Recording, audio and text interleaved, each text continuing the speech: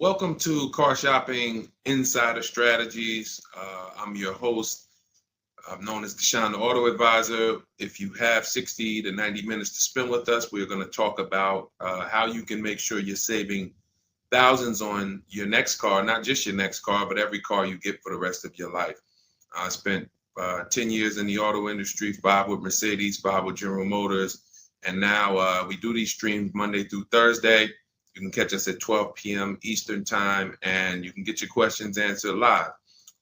We do rebroadcast this show for those of you who couldn't make it, or if you want to share this with a friend or family, we'll rebroadcast the show throughout the day. But Monday through Thursday, we are live. You can meet us here to get your questions answered. So I welcome everyone. You're going to hear me talk about the sponsor of our show, which is my digital book. It's my new digital book. It's called Cars from Home, 7 Steps to Saving Time, Money, and Avoiding Dealerships. We've gotten hundreds of testimonials and we've gotten lots of reviews on this book. People like you using it to get below market purchases, below market leases, below market new cars, all from home. 99% of your transaction should be from home. That's how you put dealers against each other. That's how you see the whole market. The only reason you should be in a dealership is to test drive your cars, is to have your car appraised if you're going to sell it, and to pick up your car if that dealership doesn't deliver. So we're going to get into some serious Q&A. I see we got a lot of people checking in on TikTok. Good to see you, Cindy, Cowboys, Hoop you 42, EJ Mobile. You guys can feel free to start typing your questions. I have my man Dolan in the background moderating, and he's going to bring in all the questions we get so that we can make sure that everyone gets an answer. All right. So feel free to start typing. We do have a welcome special from my new digital book. It's normally $97, but for 30 minutes, you can get yours for $24. That's 75% off because I want you to have this information and I don't want money to be a barrier to you having this information. So you can get yours for $24. If you get to my TikTok bio, the Instagram bio, the YouTube comments, and the Facebook comments before 30 minutes, you got yours for $24. It's worth $97 and more, but $24 is better. I'd love for you to have that special. So feel free to start typing and we'll get to it. Nigel, Kodak, good to see you. Rob, Enrique, this is our Wednesday, May 7th live show. So for those of you who may want to know, are we actually live? I'm going to be saying the dates on the show just so everyone who is live knows that we are live and they can actually type your questions. So while you guys are typing, I want to tell you about this 7-step system that you want to be operating in. You don't want to be out here winging the car buying process anymore, the car shopping process anymore. This is 7 steps. Whether it doesn't matter whether you're a high mileage driver, bad credit person, good credit person, lease person, purchase person. 7 steps. First step is the most important question. How many years are you keeping your next car? This is the most important question because we need to know how are we going to beat depreciation. Depreciation is what we call the unseen expense. If you buy a car today for $40,000, you don't drive the car one single mile. You don't even drive it.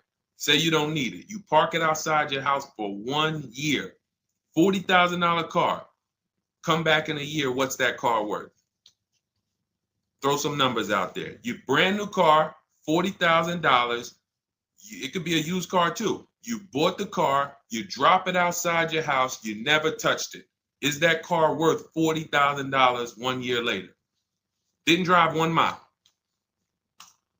Didn't drive 1 mile.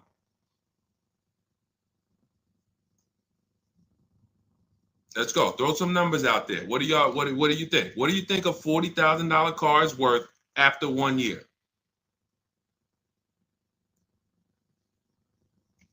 Let's go. All right. Come on. I know people. Let's get. I sometimes listen. I'm going to say this because y'all know I'm a straight shooter. For those of you who are just new here, I have to let you know, most of the people who have a hard time with us getting to the money, literally getting to the money. It's not a matter of the information. The information's proven. We got thousands of people using it. We got thousands of comments. We got hundreds of testimonials. It's the ability to focus. It is the ability to focus. We live in a world where it is very hard for people to focus, and that is where you lose. So I'm letting you know, when you come here to Car Buying Insider Strategies, you have to lock in. If you're going to be here, if not, you're not going to be able to win. You're not going to be able to use what we teach to literally dominate your car buying processes and have total wins, like Milligan, almost $30,000 off an electric car. Like, Just Ralph saving $5,000 off his brand new 2025s. He bought 2 of them. Dealerships dropped the price. The moment they came out, he got them back in December. They dropped the price on both of them over $5,000. Like, these are brand new high demand cars. You're going to see me share a bunch of people that like, whoa, those results look amazing. And these people are telling you they'll never buy a car any other way except the Cars from Home way with bids. But they focused. Whenever they met me on a video, social media video, hopped on a live, you have to focus, okay? And that's how you're going to win here. So let me talk to the focus people. I see you, KSA. I see you, Nisi, on Instagram. All right, I see you, John. We got you on YouTube. Jay, we got your question coming. So that's the depreciation. You buy a car for 40, your car is worth 30 a year later. It's worth 35 a year later. Even if you didn't touch it, you didn't drive it, you just literally parked it outside your house. So that means our cars are losing value daily, whether we drive them or not. So the reason why the most important question is our first question: how many years will we keep this next car? Because we need to determine, are we going to beat depreciation with a short-term lease, 3 years? Or are we going to beat depreciation with long-term ownership? Well, thank you, Will Rosa. Shout out to the people liking the show. If you are a long-term person, that's where we are purchasing. So that's step 1 in the process. Before you think about, Deshaun, what about my old car? I need to trade that. Nope, you're going to see we don't trade, we sell. But before you think about, Deshaun, I want this car. How do I get the best price on that? Before I think about anything, we are thinking about how are we going to beat the unseen expense, depreciation, because that is what most people overlook, and depreciation kills them, and they don't realize how much depreciation has killed them until they come years later to try to replace their car, and they're like, wow, that's all my old car is worth? Who's had that happen? Who understands that every time you have gone to replace your old car, if you replaced it in 3 years, 5 years, 6 years, besides the pandemic, when every single car was worth $7,000 more than what it was really worth, so you could buy anything and you could win. Besides those times, isn't it more likely that you went to replace your car and you're like, whoa, that's all this car is worth? Man, that's all you're giving me? Because the depreciation has really set in, and we have not held the car long enough to have that win. So that's why this is the most important question. Then we move to equity assessment, where we get bids. Then we move to deal structure, where we structure, what does a great deal look like? What does it look like if I lease this vehicle and it's a great deal? Not these bad deals I see on commercials.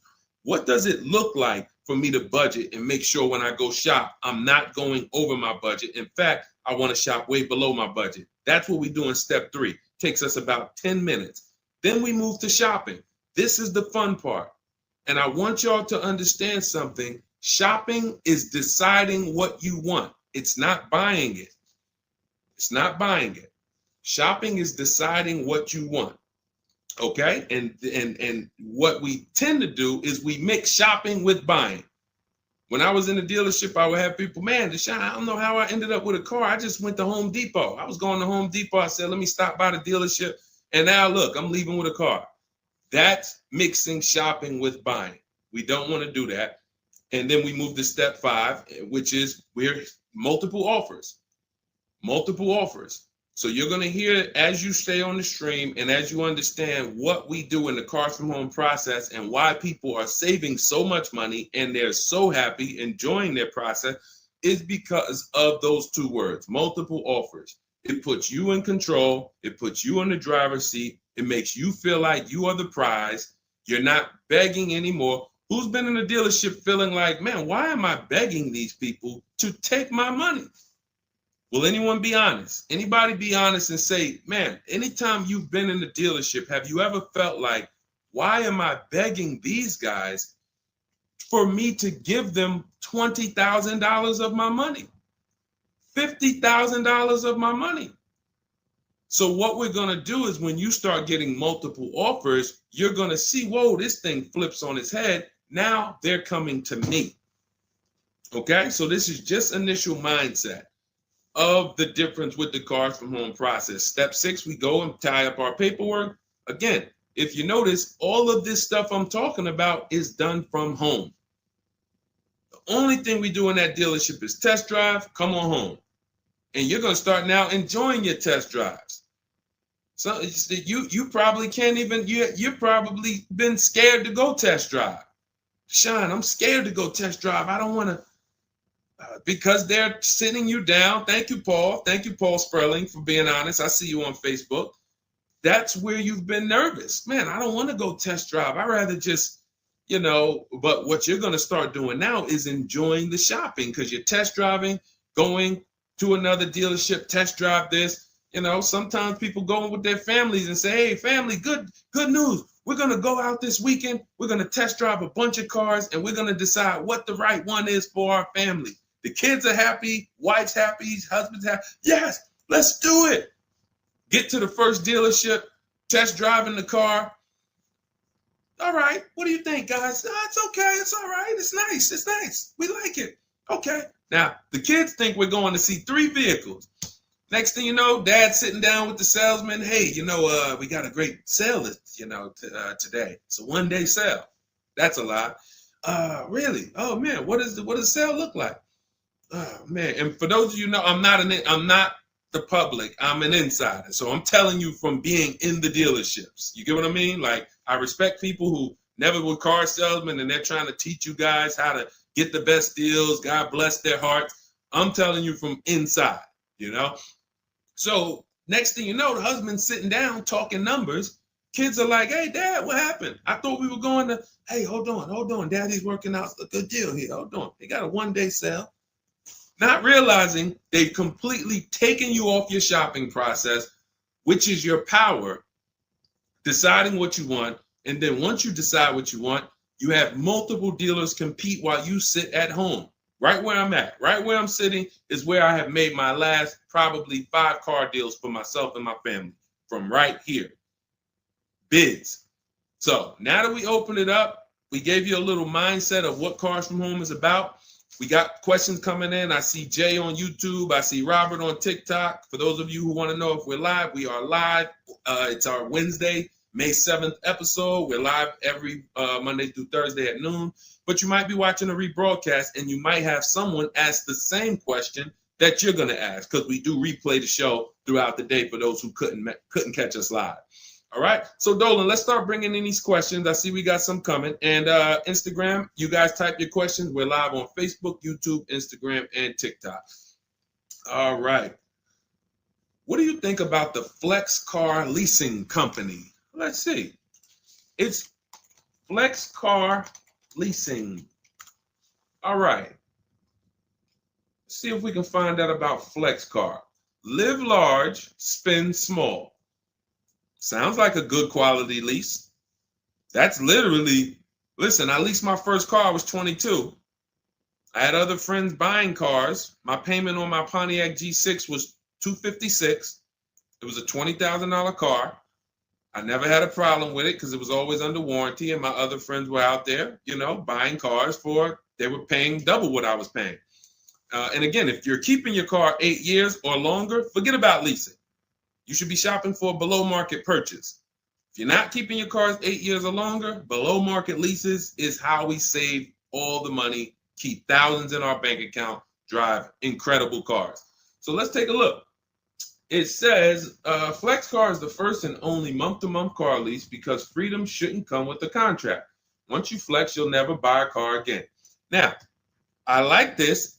We're just judging it by what do we get to drive? Here's how you judge leasing, y'all. What do I get to drive and what do I pay for that? For example, I told you guys my first lease was $20,256 a month.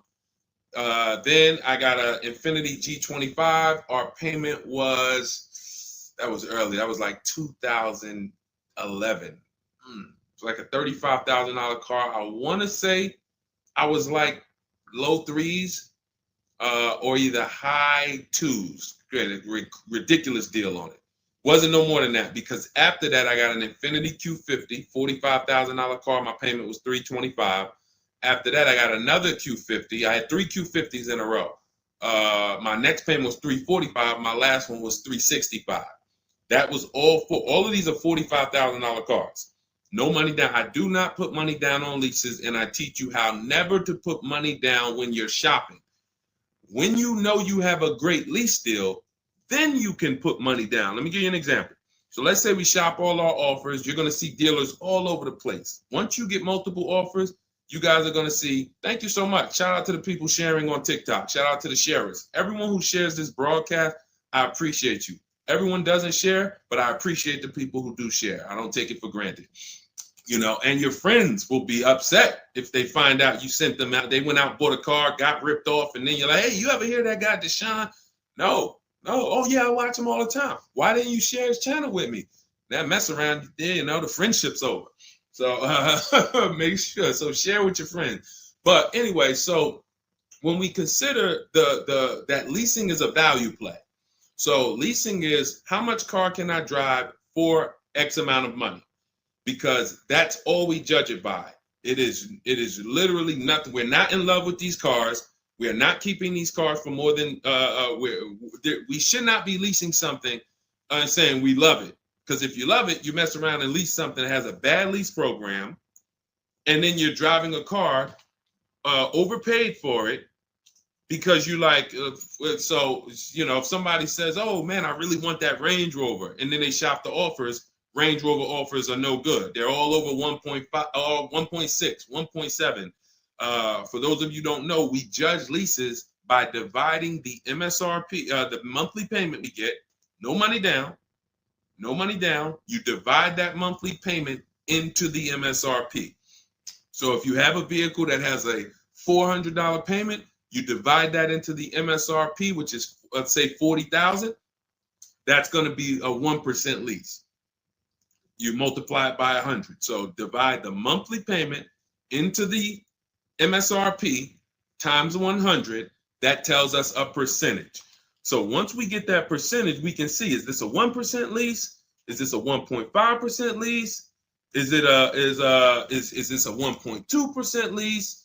Now, you cannot judge a lease until you've gotten multiple offers because you need to find what we call the 20%. What are the 20%? Anybody know what the 20% is? And we're still talking about this Flex Car leasing program because if we can lease cars through Flex Car and they're 1% leases or 1.1 and 1. If you get to drive these expensive cars, but you're only paying 1%, 1.2%, 1.1%, less than 1% of the MSRP on a monthly payment, you don't have to tie up all your money. You got cars under warranty, no problems. This could be a really good thing. Now, I haven't used Flex Car, but I'm just telling you, if you guys explore them, this is what we are judging because this is how we judge leases. Okay, there's nothing else about it. So you divide your monthly payment. You don't have to worry about taxes. Here's why you don't have to worry about taxes. And here's why you also don't have to. We're just talking about leasing. So let's continue to ask questions about used. I don't know if more people are just interested in leasing. Maybe you guys can help me out. Is it that more people are interested in leasing because we get a lot of questions about it? You know, we have systems for pre-owned cars. Shopping deals with getting below market pre-owned cars, getting below market new cars. saving money with our bank bidding war, making banks and credit unions bid for our interest rates, selling cars to get our equity out, bidding. So we have all types of stuff outside of leasing, but I'm going to answer the questions you guys ask. And if Dolan keeps pulling in the questions and most of them are about leasing, then that's what we're going to talk about. Okay? So so here's the reasons why you never have to worry about what about the taxes and fees and what about the selling price? Do I divide the monthly payment into the selling price or the MSRP? Well, you're going to do it on the MSRP. That's that sticker price. I'm going to show you guys an example here on the screen so you can see. This is a sticker, window sticker, and you can see, Dolan, can you snatch that? Thank you so much, Dolan. The total MSRP right here, that's your MSRP.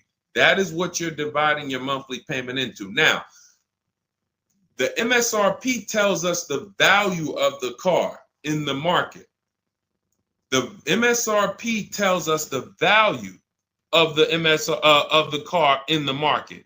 It does not tell us what they're selling the car to us for and how much they've discounted it. That's reflected in the monthly payment.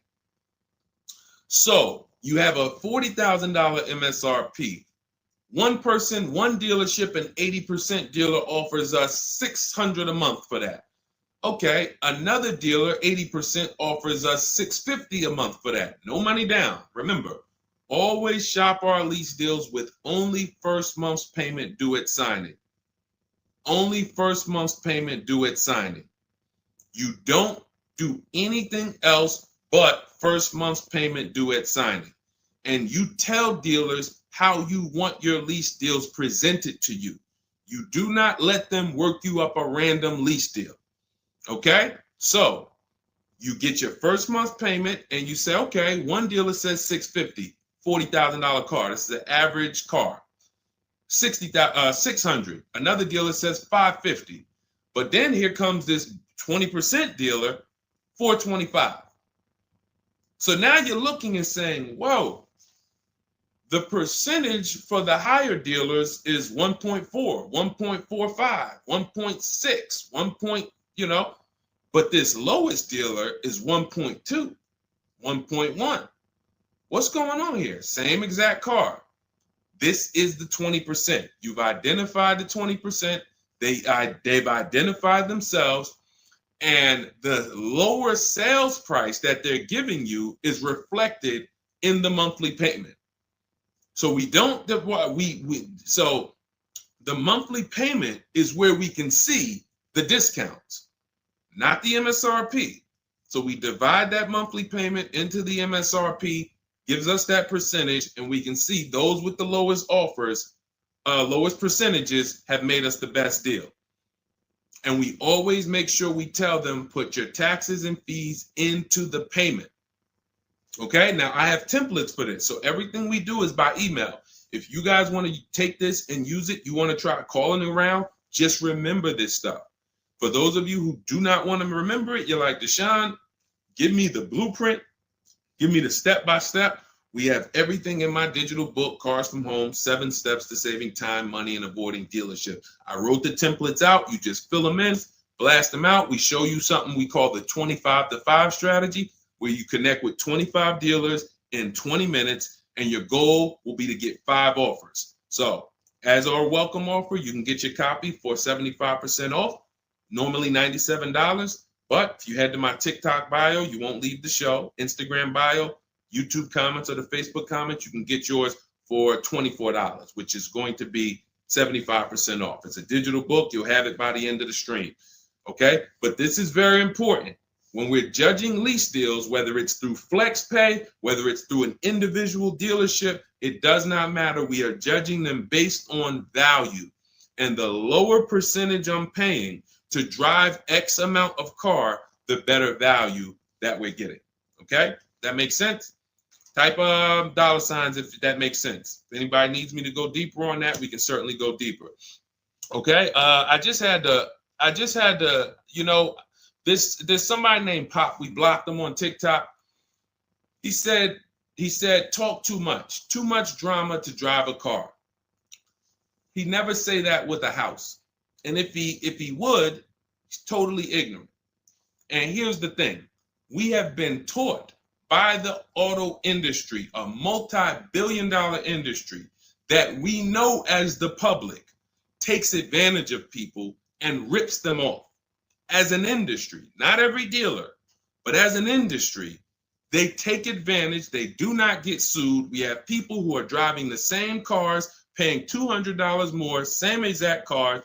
No one is getting lawsuits. You're ripping us off because you've taught us that we should be able to come into the dealership, make a $30,000 transaction on the low side. The average car price is probably 40, 45 grand. They've taught us that they've taught us we should be able to make that decision in 1 hour with no real competition and no real information. So when we talk about strategy and the way we save money, when you look at somebody like a Marie, hey, just wanted to reach out and say thank you. I love these emails, by the way. Those of you who have my book, who are using it, please continue to send me these types of emails. Marie said, just wanted to reach out and thank you. Using the guide, I saved over $13,000 off MSRP, got my payment to be hundreds lower per month and maintenance included with no money down. Just wanted to say thank you. 2025 GLC 300 coupe fully loaded. Now, some of you have this exact same car or you know someone with it. You know someone with it. And they probably went out, got it traditionally in 2 hours, did very little shopping because they wanted this car. But Marie used the cars from home process, got my book, $24. Hopefully she got it at the welcome offer for $24. And that $24 investment saved her $13,000 off this new car. $13,000. We are not here on Wednesday, May 7th, to talk about hundreds of dollars. And these are the people who would be warning you guys to say, hey, you better have a process. And if you don't, that's okay. You don't need a process. Just know you're overpaying. And just understand that the car business has mastered sending you down the road in your car and you overpaid and you're smiling. It's a very, very powerful business, multi-billion-dollar machine where you could send hundreds of people down the road smiling and they literally overpay. You just made $5 grand on them, $8 grand on them, 10 grand on them. That, you know, there's a saying in the car business, the happiest customers are the ones you make the most money on. That is a saying. So the happiest customers, the ones that are no, hey, listen, you got to do better, man. Hey, man, I'm still not happy because you still don't feel like you got a good deal. Those are the people that you make the least money on. Still making money on them because they're not comparatively shopping. But the ones who, oh, Joe, you were great. You made this so easy. Go see Joe, everybody. Meanwhile, Joe's making 8, 10 grand on you every single time. So appreciate the people who value having a process for the most expensive purchase some of them are going to make. We're not buying homes like we used to. So some people, cars are going to be the most expensive purchase that you make. So I appreciate the people who value how serious that process is. All right, Dolan, let's keep them going. Next question. We got a lot more coming in. Lady V, how are you? What are the major updates for the car buying strategy? Oh, are you in Cars from Home? I announced Lady V, let me know because it sounds like you're talking about a post I made to our private group. Actually, if you check Leasing Like a Boss, what we just did is we turned our 25 to 5 shopping process, which was you. By the way, guys, this is somebody, we have 2,300 people in our inner circle who use the Cars from Home strategy. They don't like reading, not all of them. They prefer videos and coaching. We have coaching calls first and third Wednesday. We got one this afternoon. But what she's asking, I announced that we were upgrading again our process because we made it even shorter. And guys, we're getting cars in 45 minutes. We're getting lease deals in 45 minutes over a 3-day period, 45, 60 minutes. Literally, we are having people bid in a process that used to take us, even our people who are good. Like you look at somebody like Rosalie. Rosalie, some of you know if you've been on the stream, I continue to celebrate her. She got 3 cars. At once, she had to get 3 cars for her sons. A Nissan Rogue, $36,000, $399 a month, sign and drive. CX-30, $28,000, $339 sign and drive. That's a 1.2% lease. And then Mazda CX-50, $40,000 vehicle, $420. 1% leases, and then one, just killing it. Probably. And then she got $6,700 selling her old leases. She sold 2 leases because in step 2 of our process, we teach you how to sell not just your cars that you own or that you finance. Who didn't know you could sell a lease? Type me. Let me ask this too. Who didn't know you could sell a car that you did not have the title for? It's not paid off yet. Let's ask both. Who didn't know both of those? Because I've seen people in my career that say, listen, Deshone, as soon as I make my last payment, I'm coming to get that. As soon as I get the title. And I'm like, where did you think that you had to wait for the title paid off to? So who didn't know that? So literally, I see you, Nina. Thanks for being honest. Appreciate you. All right. Thank you, yours truly. I appreciate the people who are always willing to be honest, because you're the ones who are going to really, if you can't get the bad news, you are literally not going to be able to get to the good news. Like, you got to realize the people who they have a very tough time is they just think, Deshone, I know way more than you. Even though you've been in this thing since 2006, you got all this experience, you done worked for this, been a finance manager, had your own brokerage. Deshone, I still think that I know this more than you. Very tough time helping them. But other people, you guys can win very simply. So when we look, she's asking, we were getting these cars in roughly an hour and a half, 2 hours from home. Now I'm doing it in about 60 minutes, but I created a quicker process, cut some things out, and we just are uploading new things to our membership page that are going to have people literally popping in over a 3-day period. Morning, 10 minutes, afternoon, 10 minutes, evening, 10 minutes. You do that by your second day, you're going to have 5, 6 offers, 7 offers, and be ready to close the deal. Like that quick. That quick. I'm always about quicker. Deshone, y'all getting cars in an hour and a half from home. Yeah, but can we do it quicker? So that's what we got. So check Leasing Like a Boss, and you'll see some of the new videos already in there. And thank you, Daniel. He said it's worth the price. And it's in the book. So very important to understand. Everything we're talking about, guys, you can get it for $24 if you get to the book before the 30-minute welcome offer expires. This is the same system. Some people just like videos and coaching in our community, 1,600 people in it. They want to be in that. Like, let's do this together. Let me ask more questions. We can't answer questions for people who have the book. Unless you pop on a live and you catch me here. So thanks, Lady V. But yes, check out the membership page and you'll see all of the new videos in day 5 for the 25 to 5 strategy. It just got quicker. All right, go ahead, Dolan. Pull the next one up. All right. And every time y'all hear something that you like, can you continue to run up these likes on TikTok? Appreciate it. I see we're about 300 now. But if y'all can continue to run those likes up, it means a lot. It lets TikTok know, hey, they're talking some serious stuff over here. Let's bring some more people over here so more people can benefit. My man Paul Sperling on Facebook. How are you? Are there dealerships that won't allow you to lease unless you use their financing and not use your own credit union? This is a great question. Wanted to know if it was true because Genesis Salesman told me that. Great question. So Paul, with a lease, we must use the dealer's bank or the manufacturer's bank. It's not like a finance where we can go and we can get our own financing. We can shop around for our own financing. And the reason we're doing that is to make sure that they're not overcharging us for the financing.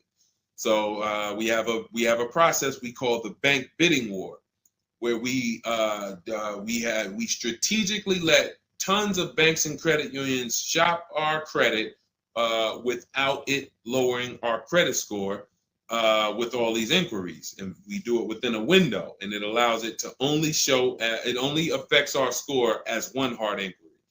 So these are the steps we take to make sure we are not overpaying. Thank you, y'all. Yali 288, #1 gifted badge. Appreciate you.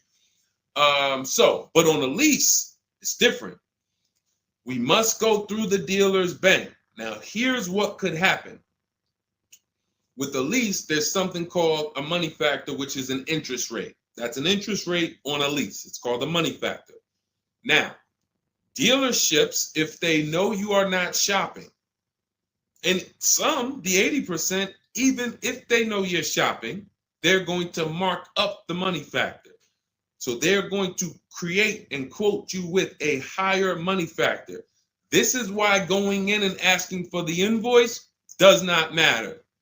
You don't know what the hidden money is. What are the rebates? What is the incentives? What is the money factor? You don't know. Did you mark it up? Did you not? Can't see it. It is totally undisclosed. There's no way for you to see it. So how do we make sure this doesn't happen? Multiple offers. Because when we know you're shopping now, and again, you're going to see as you guys get multiple offers, sometimes it's not going to matter. You're still going to see offers that are extremely high. And you're like, these guys are still quoting us high, even though they know we're shopping. Correct. Because this is what they sell their cars for. And they will sell this car to someone else for the higher price who does not have strategies before they discount it to sell it to you. They would much rather say, Mr. Customer, that's my best deal. I'm sorry if it's not in your budget, but that is my best deal. They're not lying because they're going to sell that car to someone else who does not have strategy, who will gladly pay it. But once you begin to shop around, you're going to see, like I have a market report up. Can you snatch that question down for 1 second, Dolan? There's a market report up here on the screen for an Infiniti QX60 Lux. It's a $61,000 vehicle. Now we can see so far, and this was literally when we got 4 offers. Now what you're going to be getting is at least 5 to 7, and then you make your decision. Only vehicles that are very scarce, you're going to see less than 4 offers, or less than 5 offers. And then at which point, we usually make a decision on, do we want this vehicle or do we want to hold off and maybe check back next month, because we need competition. But in most cases, you're going to see plenty of offers come through, 5 offers, 7 offers. This is how most market reports look that we prepare. We prepare these for people, and this is what we teach you to do for yourself. So as you can see, $61,000 vehicle. One deal is at $873. Sign and drive, no money down. One dealer is at $889. But then we have 2 dealers that have come in at $680 and $685.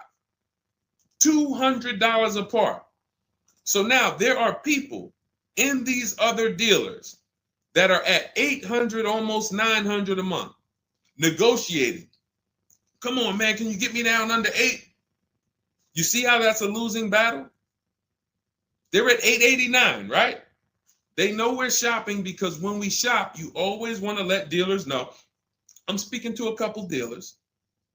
You catch more flies with honey than with what is the saying? Vinegar. So be nice, be friendly. All the scripts we have, you use our scripts. We have thousands of people using our scripts from our book and from our Shop with Deshone coaching program. And they're nice. They're friendly. They're not like aggressive. They're firm. But when you're talking to dealers, just be, hey, I'm shopping around. Hey, and you're still going to see, that's my best price, $800. That's how you know. Don't get emotional. This is the 80% Deshone told us about.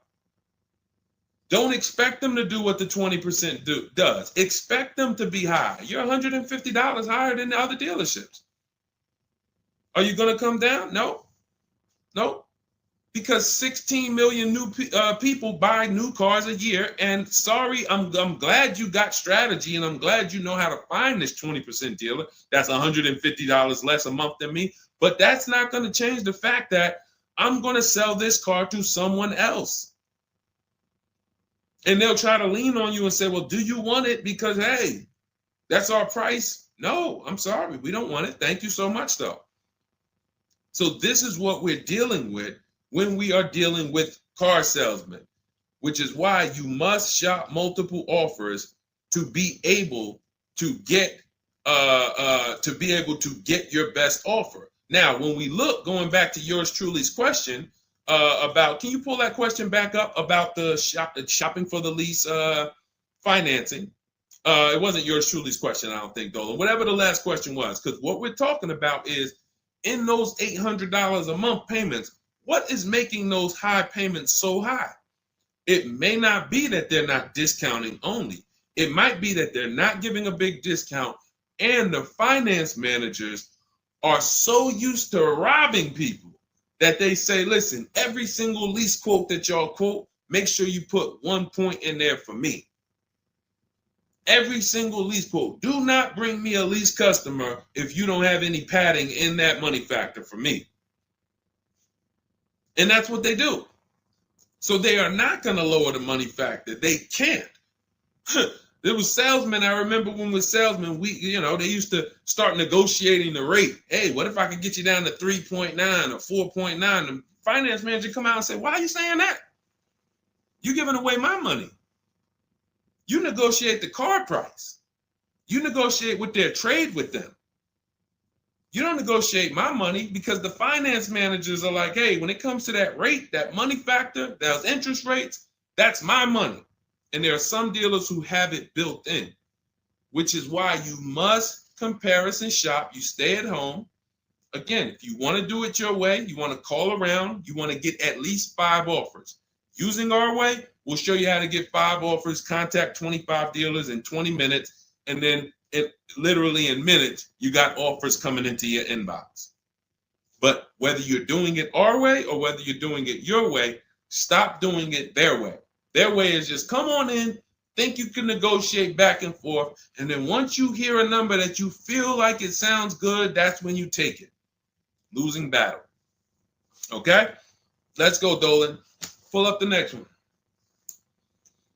All right, I see we got a lot of questions. We got Nina. For those of you who don't know, we are absolutely live. This is our Wednesday, May 7th live. We're live every Monday through Thursday at 12 noon, so you can meet us here. If you couldn't catch the whole stream, we will rebroadcast this show throughout the day, so you can have your friends, family watch it, or you can catch up on some of the things you missed. We'll replay all through the rest of the day. And on the weekends, we take all the shows from the week and we rebroadcast them out, so everyone can catch up on things throughout the weekend. All right. And most times you're going to hear someone ask the same question you were going to ask. All right. When getting quotes for your Adrian on Facebook, when getting quotes for your car for trade, who all should you get quotes from? This is a great question, Adrian. 6 companies right now. 6 companies. And we could throw a 7th in because Rosalie sold hers to We Buy Any Car. So this is step 2, guys. This is called the equity assessment, because we don't trade. Trade is a curse word here. The only people who have to trade using our system are people who've buried themselves in negative equity, and now we're working a transaction to get them out of it. They can't pay the difference, so they have to trade their car into whoever wins the bid. And but those are the only times we use that curse word, trade. In every other case, we are selling our car to cash buyers because we're separating our transactions. We separate who we buy our car from who we sell our old car to, from who we get our bank loan from. Some of you, and be honest, have you given the dealership your trade-in, got a loan from them, and got a car from them? All 3 in 1. Have you done that? I bought a car from a dealership, got my loan from them, and I gave them my old car. 3 transactions in 1. Impossible to have 1 there. Again, take the bad news first so that we can get you to the good news. You cannot win giving a dealership 3 transactions in 1. Okay? Each one of these should be bid out while you're at home so that you know I've maximized everything. Okay? So 6 companies we're getting bids from: CarMax, Carvana, Driveway, Kelly's Blue Book, but not the regular Kelly's Blue Book, Instant Cash Offer. Kelly's Blue Book Instant Cash Offer, where they connect you with a local dealership that gives you a cash offer. Auto Nation, cash offer. Car Gurus, cash offer. All three of them connect you with a local dealership to get a cash offer. Now, when you throw in We Buy Any Car, or maybe a local cash buying company that you might see commercials with, hey, we want to buy any car, we'll buy your car. All of them. Now, this takes about 25 minutes to do to get all of these quotes, but you're not getting, this is a third of your transaction. So those of you who are like, I'm just going to trade, God bless you, do you. But you're not going to make the money we make. You're not going to make the money Rosalie made. Sold 2 leases, put $6,700 in her pocket at the end of the lease. And what many of you, do I still have Melissa's test? See, Melissa, many of you who are going to learn that you have not been a long-term person and you have been buying your cars, you're going to get your bids, and then you're going to put a ton of money in your bank account because you're going to lease with no money down. And once you lease with no money down, I don't think I have it up. I think it was from last year. And because we're just showing all 2025s and 20. Yeah, that's all we're showing right now is, recent people, But some of these, Dolan, I'm going to go back and grab because some of them were unique in that when you see you've been somebody who's been taking loans out and you're like, Deshone, every time I buy a car, I take loans out 5-6 years. I go trade the car in after like 4 years, or maybe I pay them off and then I go and trade them in. And I always end up really not getting nothing. I got high payments every time. And then whatever my old car is worth, I use it for a down payment for the new car. I don't really see where that money goes. So this is a repetitive cycle. What you're going to do is actually get your cash bids, realize, all right, I've been breaking the 8-year rule. The 8-year rule says if you're not buying your next car to keep at least 8 years, you should be getting a below market lease. That's what you should be shopping for. That's going to save you thousands upon thousands of dollars more, and you're going to drive better vehicles. If you're keeping your car more than 8 years, then you should be shopping for a below market purchase, new or used, based on your budget and your values. So the 8-year rule. So you say, man, I've been breaking this 8-year rule. I'm not keeping these cars 8 years. Let me go and shop for my below market lease next time. So my normal car that I would normally trade in, not really see where that money's going. Now I'm going to bid that out to CarMax, Driveway, Carvana, Kelly's Blue Book Instant Cash Offer, Driveway, Car Gurus, and We Buy Any Car.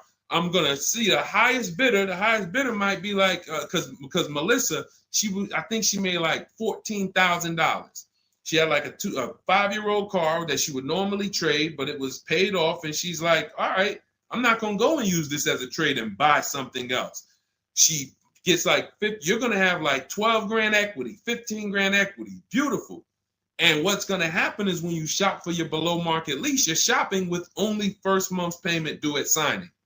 So you find your lease, you've already been paying super high payments because you've been purchasing.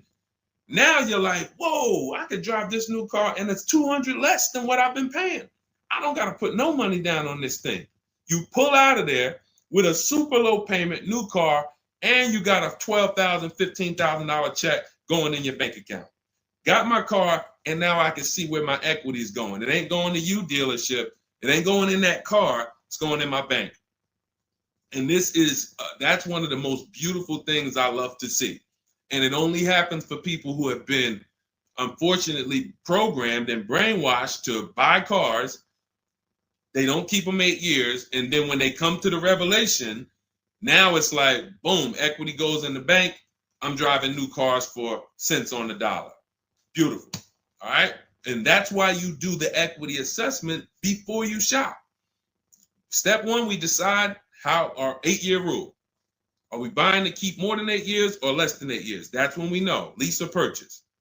Then step two, equity assessment. Let me see what my current car is worth. My current lease is worth. Can I make any money on it? Am I upside down? That's what we do at step 2. Okay, so once you guys really follow this process, your whole car buying is going to change. You'll be moving just like everybody else is moving. Just like Brian got his first lease. First lease using our system. He said, just finalized my first ever lease using your system. 2025 HRV Sport, all-wheel drive, $30,500 MSRP for $395 a month. 1.2% ratio. See, this is how you know people understand the car buying process. They talk just like me. They talk just like me. They know the process. They didn't have to go to school for this. They just followed the steps, and I walked them through how to judge the deal. 1.2% deal, 12,000 miles a year, 36 months, no money down. His initial quote from this dealer was $434. In my book and in our Shop with Deshone system, we have calculators we invented. We have 6 proprietary calculators. Can't find them anywhere on Google. They're ours. We created them. He used our calculator. We put all our offers into the calculator. It tells us what to counter. So he counter offered online or by email. His last offer was $395. They went from $434 to $395. That's how it goes. And he probably had 5 or 6 or 7 other offers that was $150 a month higher. That's how it goes. All right. That's where you want to be. All right. That makes sense. Did everybody grab that? Type $ if you follow me. Who's following? Type $. Okay. I never want to go to the next subject before I make sure. All right. Did you grasp that? Did you? All right. Thank you. I see you, DJ and Nice. My man, good to see you checking in. Hart, you have that's your username, Hart. So yours truly. Thank you so much. Good to see you. All right. I see you, HD1 1225. Good to see you. All right, perfect. All right, Dolan, let's go to the next question. All right, feel free to keep talking. I know we got a bunch, so I'm not even gonna say it. Let's just try to get through what we got so far. Should there be a set length of financing depending on the year of the car? Great question. So we have something we created called the Rule of 72 and the 10th birthday. This is, all right, there's something we call the repo recipe. So when I was in Mercedes, this happened more often with Mercedes. People, 4 expenses that we need to take into account when we're financing a car. 4 expenses. The cost to acquire the car, and most people are taking a loan. So it's the cost to acquire. Then you have the cost to repair it. Well, let's say this. You got your insurance. You have your maintenance. And on some cars, maintenance does become serious. On a Mercedes, your oil change is $200. Your brake fluid change and your service B is $400 to $500. So there are cars that we have to take into account the maintenance being serious.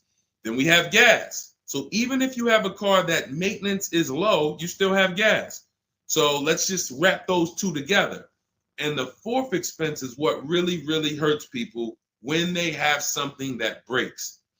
And when we have something that breaks, what we typically don't want is a car payment.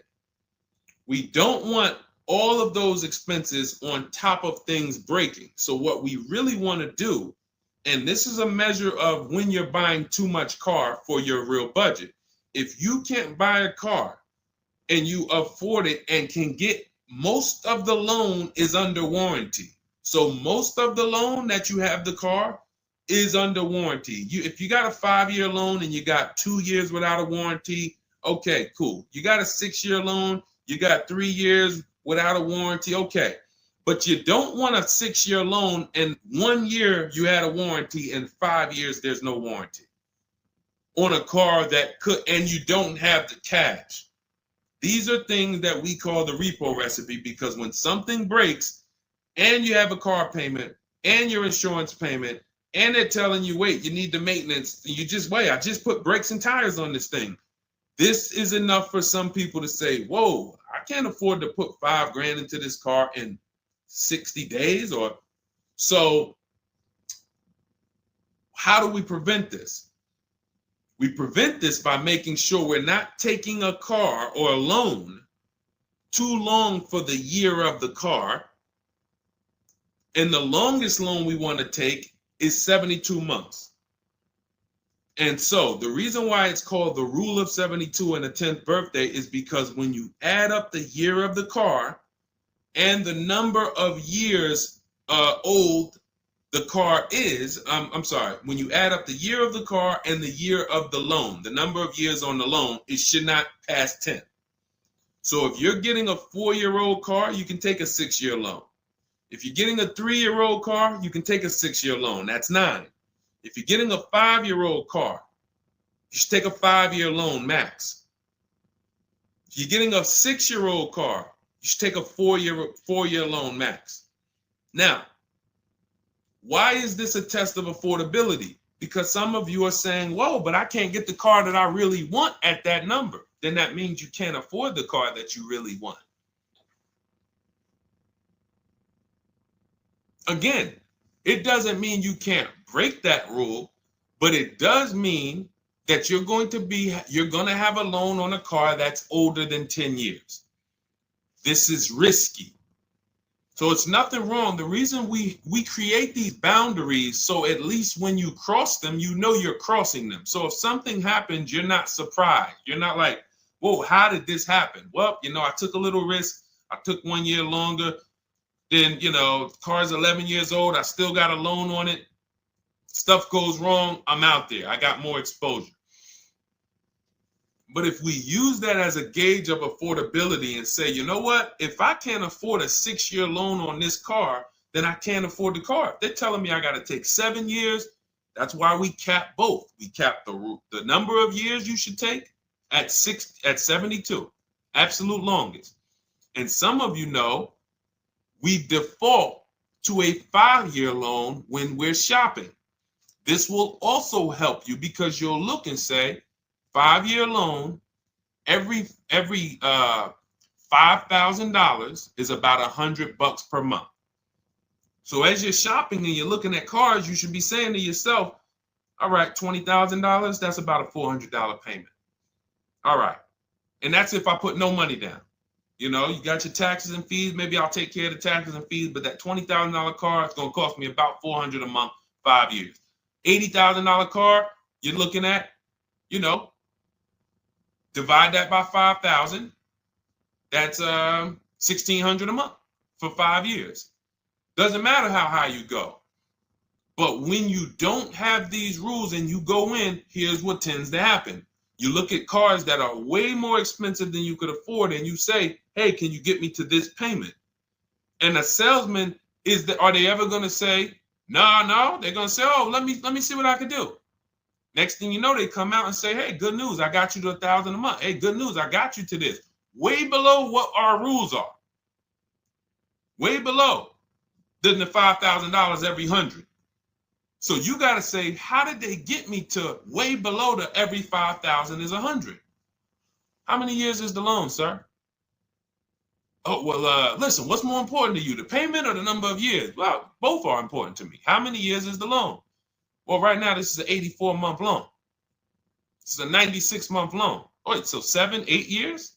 8 years, 9 years? You're talking like, yeah, well, and that's how you get jammed up. So if you keep these boundaries in place, longest loan I'm going to take 6 years, 72 months. When I'm shopping for a car, if I'm purchasing it, not leasing, I am looking and saying every $20,000, every $5,000 I'm going to borrow, it's going to cost me about $100 per month. If you do these things, look at the car. What's the year of the car? 5 years old? All right. Max I want to do on that car is a 5-year loan. Oh, it's only 3 years old? All right. I can stretch to a 6-year loan if necessary. You keep these boundaries, you will be safe.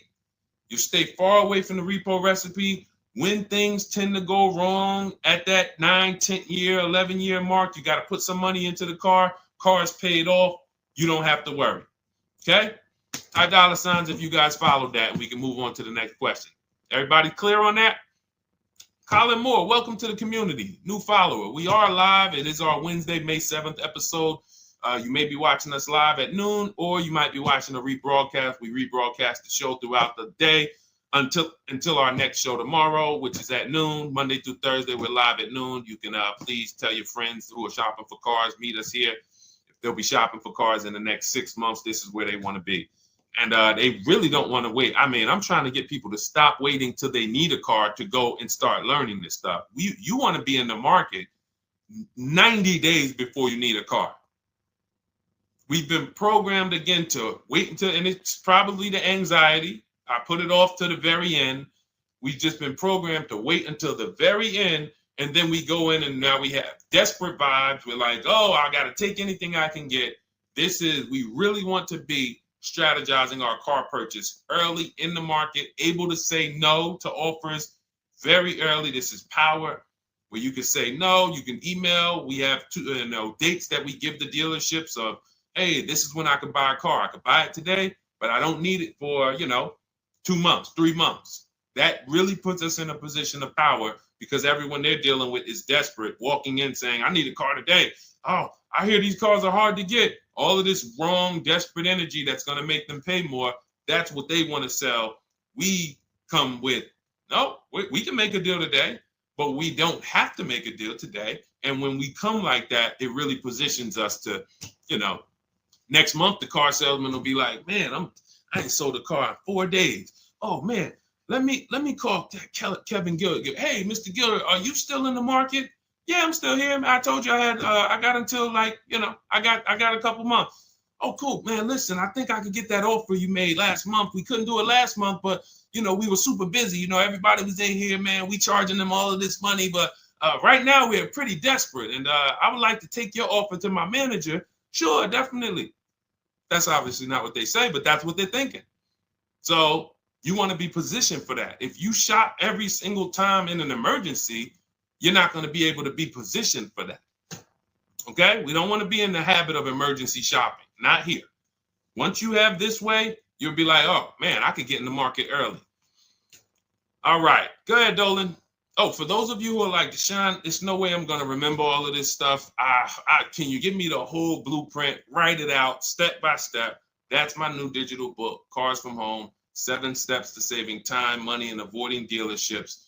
And it's 7 steps, whether you are purchasing, whether you're leasing. We get below market leases. You're going to get below market leases, below market new cars, below market used cars, below market financing, because you're going to have banks and dealers bidding for your financing. If you're a high mileage driver, there's 3 different strategies for exactly how you need to be moving as a high mileage driver. If you have negative equity, there are 2 strategies in there to help you move from negative equity to your next purchase. This is all in 7 steps. Very simple to follow. So you can get your copy. It's normally $97, but you can get your copy. Part of our welcome offer, 30 minutes only. If you visited already and that timer started, once 30 minutes goes to 0, it is now $97, which is worth every penny. But I'd rather you get the welcome offer. So go grab it. TikTok bio, Instagram bio, Facebook comments, YouTube comments. Click those links. Go grab your book and come on back to the stream. Make sure after you get the book, you screenshot the thank you page, because it has my support team's email. Sometimes you're typing fast, type your email wrong. You don't see that book in 10 minutes. Just send an email to my support team. They'll get you your book right away.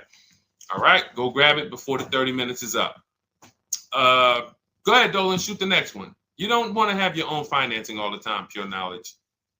Sometimes dealers have 12, 13 banks sometimes. Sometimes they can beat what you get on the outside. The key is creating a competition. Thinking about a 2025 Land Cruiser for $62,000, $5K down, any advice? How do we know that's a good deal? How do we know that's a good deal, everyone? Now, mind you, that's how a lot of people approach the car purchase.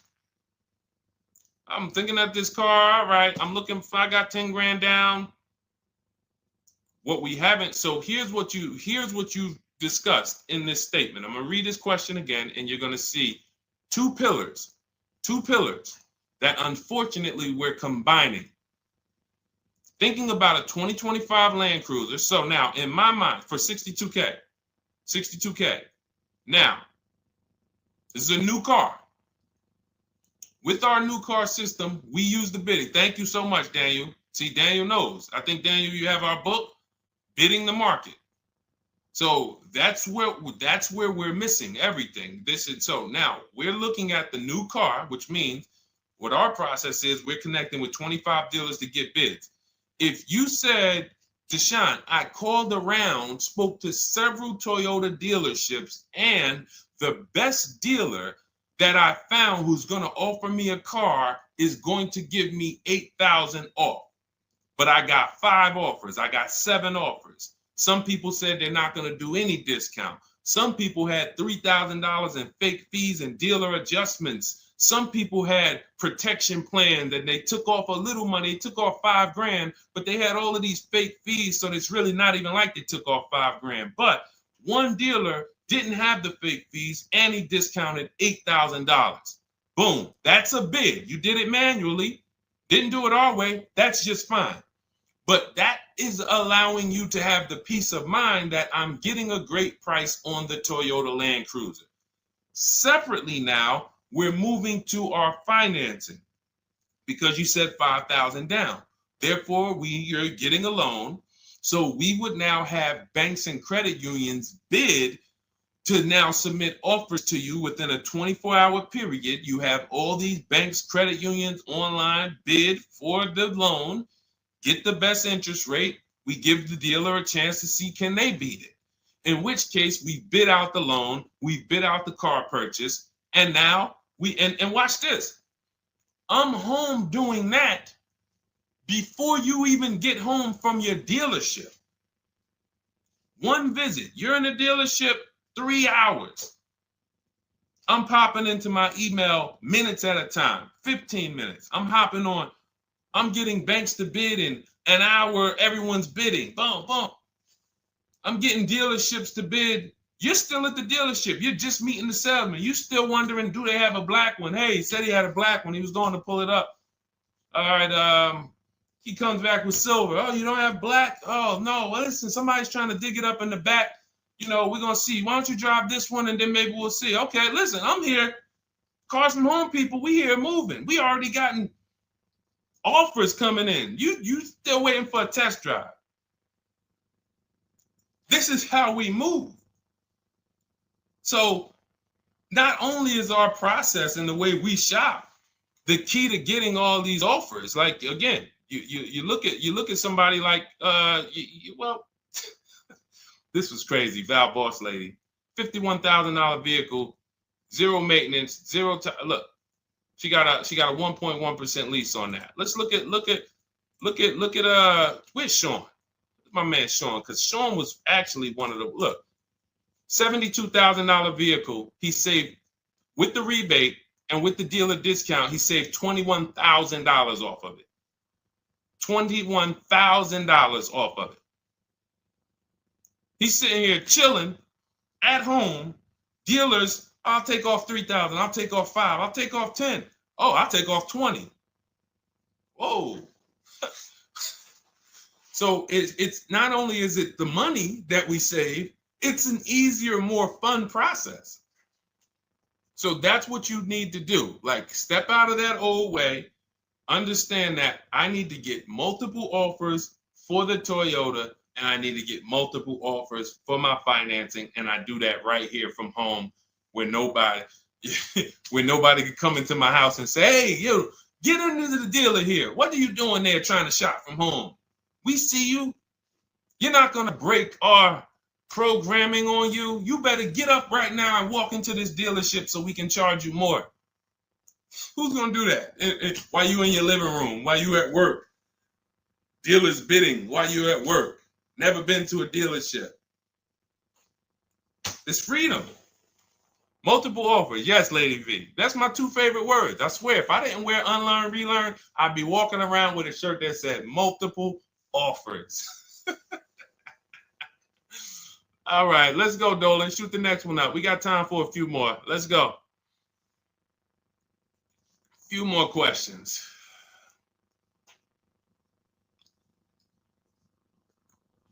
Atiba on Facebook. How is the best way to sell your personal car? Is that in the book? Yes, that's our equity assessment. Step 2. Step 2. Multiple offers. Get your 6 to 7 cash offers. And if you don't need to replace your car, just go and get your check. Do your inspection, get your check. Cash offers, CarMax, Driveway, Kelly's Blue Book Instant Cash Offer, Carvana, AutoNation, Car Gurus. You want to throw We Buy Any Car in there? 7 offers. Get your cash offers. Now, if you are replacing your car, we are timing the transaction. What that looks like is we get our bids for our old car, our current car, or our lease. We assess what our equity is, and then we go shop for the new car. And once we find the best offer for the new car, we then go in. We'll give the dealer a chance to match it, but they usually can't.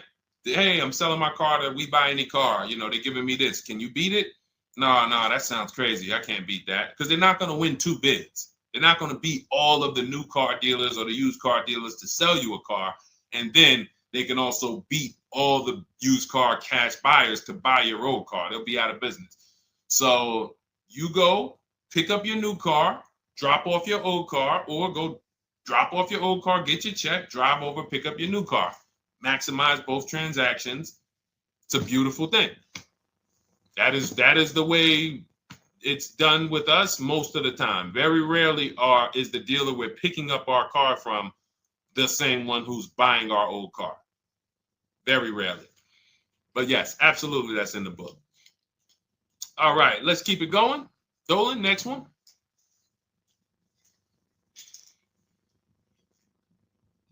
Daniel Thompson, Deshone, I've been keeping an eye on a used vehicle that has been sitting on the lot for over 60 days. What is a good amount to ask off the sales price without teeing off the dealership? Thanks for your time. So if you've been watching the vehicle, and this is the benefit of being in the market early, used car markets change, used car trends change. You can see prices going up, you can see prices going down, you can save inventory that you've been looking at. You know, I show you in our multiple marketplace strategy how to save the cars that you're looking at, create these save listings. Every new car that pops up, you get an alert for it. This is why when you know the market, like Daniel knows the market for this car, if he has on alerts, every new car that pops up, he knows about it first, and he can actually jump on that car quicker than anyone else, because other people will hesitate because they don't know the market. So they'll say, hey, what about this car? Oh, they just listed it today. It might not be a good deal. Well, Daniel will know if it's a good deal because he's been watching the market to know, yes, that's a good deal. No, it's not a good deal, because the really great deals where dealers say, hey, we're just going to move this car. We want it gone in 24, 48 hours. Those are not going to last. So literally, once they list them, you want to be able to say, oh, I saw that first and I know the market. Hey, you call. Oh, just got a cramp. Went to the gym earlier, dehydrated. Went to flex and my arm said, no, you're not going to do that. So, but once you know the market, you literally can jump on things fast. Now, in the case of also watching the market, in this case, we see a vehicle that's sitting. As long as we verified there's no bogus fees on it, only fees on a car we're purchasing, used car or new, should be tax, documentation, and motor vehicles. That's it. Tax, documentation, motor vehicles. In some cases, in certain states, you may see smog or something. Should be very small. Very, very small. Shouldn't be anything else for $300, $400, $500, $600. Tax, motor vehicles, documentation fee. Those are all legit fees. Everything else is a made-up fee to try to make money. Now, there might be some value in some of the things. We have a service plan that we added that we selling on all our cars. Okay, but we got to compare that to the dealers who don't have that stuff. So what you want to do is look at the low side of the market, the way we teach. So if you're looking at the low side of the market, Daniel, for example, and you see, all right, all the low prices are 21 to 22. The cars go up to 24, 25, 26. I see some up there for 27. Okay, but the low side of the market is 21, 22. And this is how we watch the used car market, because we want to watch the low side. Now, the low side is going to be where the worst cars are. What do I mean by that? Frame damage, salvage title. If you don't see a couple cars and you pull a Carfax and it says salvage, or it says frame damage, or it says 2 accident, you're not looking at the low side of the market. You're looking at the regular retail market, the regular middle of the market, the average prices. Because if you're shopping the low side and you're like, okay, between 21 and 22 is where the lower prices are, you're going to see some, oh man, look at these pictures. Now, car's all scratched up. Oh man, okay, man, this thing had 2 accidents. Oh man, this thing's salvaged. But then you pops up and you see one for 22. You pull the Carfax, Carfax looks good. Maintenance looks good. Boom. Oh, now you know. So Daniel, if you know the low side of the market, now you're trying to see maybe this car has been there. It's $2,000 more than the low side of the market, but maybe they're getting desperate. So you make an offer that's right where the low side of the market is. So let's say the low side of the market is 21, 22. This car is listed for 24, but you know this thing been there for 2 months. You make an offer of 21. They might say, hey, listen, no way we can do that. Most we can do is 22. In which case, you won. That's why you want to know where the low side of the market is. Because if they accept the offer and then your offer was too high, then you regret it. So if it's 24, it's been sitting there, you offer them 23, 22.5, they say, yes, we'll take it. Then it's like, man, was that the low side of the market? No, the low side of the market was 21 to 22. So let me offer 21, see if they'll bite. And if I land at 22, then I'm happy anyway. If I offer 21 and they say, look, no way we could do that. We could do 22.5. That's the lowest. We could blow this car out, and you won anyway. This is why knowing the market, this is all we teach. Whether you're in Shop with Deshone or a video checklist, or whether and watch this. The thing about our process is every time you use it, it gets quicker. So the longest it's ever going to take you to get a car using Cars from Home is the first deal. Second time you coming through and you're like, okay, I know what to do now. I know where to go now. Yeah, I remember this from my last time. I remember this. That's why Rosalie got her QX60 last year. And then she got 3 cars at once. Because she's like, I got mine. Now I just got to rinse and repeat 3 times for my sons. So that's what you need. That's where you base your offer on those things, Daniel. All right? All right, great job. All right. All right, it's go ahead, Dolan threw up one more. All right, I'm trying to see. I'm looking at time and I'm like, all right, let's go. All right. Is it true that finance bank will require a certain amount down to get you approved? Absolutely not. Absolutely not. You can do no money down financing. Here's what's happening if anyone's requiring money down for finance. It could be based on your credit, but more often than that, it's based on how much you're trying to borrow relative to the price of the car. So let's say a car is $25,000.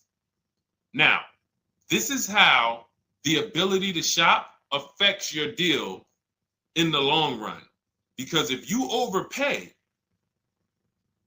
the bank is not going to tell you. It's not their job to say, yo, you're overpaying for this car. But here's what happens. Let's say a car that is a good deal would come in around $25,000. Good deal, good value. Now, you don't know what you're doing. You go in, you pay, you get a car, you're like, okay, man, I'm looking at this car, man, it's about $28,000. It's about $28,000. I love it. It's a nice car. Now, you're not looking at the market to see what the low side of the market is. You go in, and you could do this with a new car too. Tons of people did this during the pandemic. Went in, paid over sticker, 5-10 grand. Normally, the bank would not have approved those, but the banks were in cahoots with the dealerships because there's something called a loan to value ratio, which is why the banks are getting hurt right now, because they approved deals on cars that they knew were worth 35, but they were approving loans for 50. Because dealers decided we want to sell this $35,000 car for $42,000. So once our client needs the loan with everything, and they might have a little negative equity, we need y'all to loan them $50,000 on a $35,000 car, and the banks did it, which is why they're falling apart right now, and they're going to continue to collapse. So when you look and say, whoa, if that's the case, how does the bank protect themselves? It should be loan to value ratios, which means this car that you're telling us you bought it for 28, your taxes and everything are, let's say they slapped on some fake fees on you and you're up there like, all right, man, I thought the car was 28. But when it's all said and done, I paid like 34 for it. Now you leave with that car for 34. The bank looks and says, or you're trying to get it for 34. The bank looks and says, whoa, the book value on this car is only 23. So actual cash value might be, we could lend, the actual cash value is like 23. We could lend 25. I could see if somebody bought it for 25. We could lend that because they'll usually give you 20% above what the actual car's value is. So we'll lend on a $25,000 car, we'll lend you $32,000. You're asking for 34. That means you've overpaid by so much, the bank can't approve it unless you get them to the loan to value ratios where they're comfortable. So they're going to say, you got to put down 2,500. You got to get to, you can't borrow no more than 32,000 on this car. You need to come up with 2,500, come up with 2,000. So whenever a dealership's coming to you and say, hey, listen, the bank needs you to come up with this, they're overcharging you. And you're about to take a deal being overcharged because you're overpaying for the car and the bank is saying, we're not taking on all of that risk. That person needs to put some more money down because I know y'all trying to sell them this $23,000, $24,000 car for 33, but we ain't going to help you do that no more. Now, this also happens with negative equity. People trying to move 5-10 grand negative equity over to their new car. And now it's like, oh, wait, the bank's saying you got to put money down. Same reason.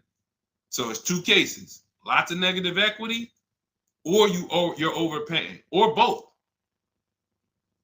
But that's a signal. All right. Again, that's why we bid out transactions. When you get multiple offers on the car you're buying and multiple offers on the car you're selling that you have negative equity on, you can see, no, y'all not pulling wool over my eyes because I know the market. All right. And all of this is done from home. That is why our system and our teaching, our philosophy, our company is called Cars from Home. That should ground you in the fact that everything we're talking about, 99% of it is done from home. 99% in minutes, not hours, minutes. All right. So if you guys want your blueprint, if you're like, hey, Deshone, listen, great stream. I enjoyed it, learned a lot. No way I'm going to remember all of this. Can I get the whole blueprint step by step? That is my digital book, Cars from Home. This is specifically for people who are like, I don't like car shopping. I'm not going to know all of this stuff. I want to enjoy my car shopping process. I'm tired of having buyer's remorse. I'm tired of leaving the dealership hoping I won, wishing, I don't want to talk about my numbers. Don't even ask me what I'm paying. Don't ask me what I paid. Don't ask me like that. You can see people from our school, look, they're already always posting their numbers. They never post without posting their numbers because they're confident in them. $50,000 car for Ken, $585 a month, no money down. Look, Jen, she gets a 2025 Honda Pilot, $50,000 vehicle. She saves almost $6,000 off of the price, $5,600 off the price. We could do this all day long. Oh, this is a long one. Oh, graduated. I put $1,000 to hold the vehicle Saturday. The dealership we ended up made the best deal, easiest, quickest process, little over 2-hour drive away. That is a signal. What you're going to see a lot, and y'all are going to get used to it, is driving an hour, hour and a half to go to get that car from the dealer who won the bid. Convenience costs you money. Every one of our students, our book readers who use what we teach, they are absolutely prepared to be, oh man, the dealer that won the bid, they're taking off $15,000. Man, they're 2 hours away. That's a nice drive, ain't it? Nice drive. Oh man, I'm driving I never made this much money on a drive before. And then you start to see most of these local dealers, they think they got me because they see my zip code and they're like, well, this person ain't gonna shop. So listen, hit them at this price. They don't realize that that dealership an hour and a half away is like, hey, we got the car. Hey, we'll sell it to you for this. But they never expected you to find them because most people don't find them. So that is the Cars from Home system. It's very simple, 7-step process. I'll walk you through it. And in my digital book, you'll have all your questions answered because it's a step-by-step process. You literally just do one step, check it off. Next step, check it off. Next step, check it off. By the time you get to step 7, you're setting up your delivery of your car or you're going to pick it up. All right. But it's normally $97. Part of my welcome offer, 30 minutes only. You can go grab a copy for $24, 75% off, and you will have it in your inbox. Make sure as soon as you get your book, you screenshot the thank you page, has my support team's email on there, just in case the book's not in there in the next 10 minutes. Maybe you type your email wrong. Make sure you check your junk and your spam folders. But go grab your copy. You'll have everything that we teach in a step-by-step manner. You'll be able to get cars in 60 minutes, 90 minutes from home, and you'll start to enjoy the car shopping process. All right. You'll be sending me your email just like Marie and Ken and Milligan, all of these people. You'll be sending me your deals. Okay. And for those of you, you have a different learning style, you can look into, you've been seeing us sharing a lot of these Facebook posts from our group.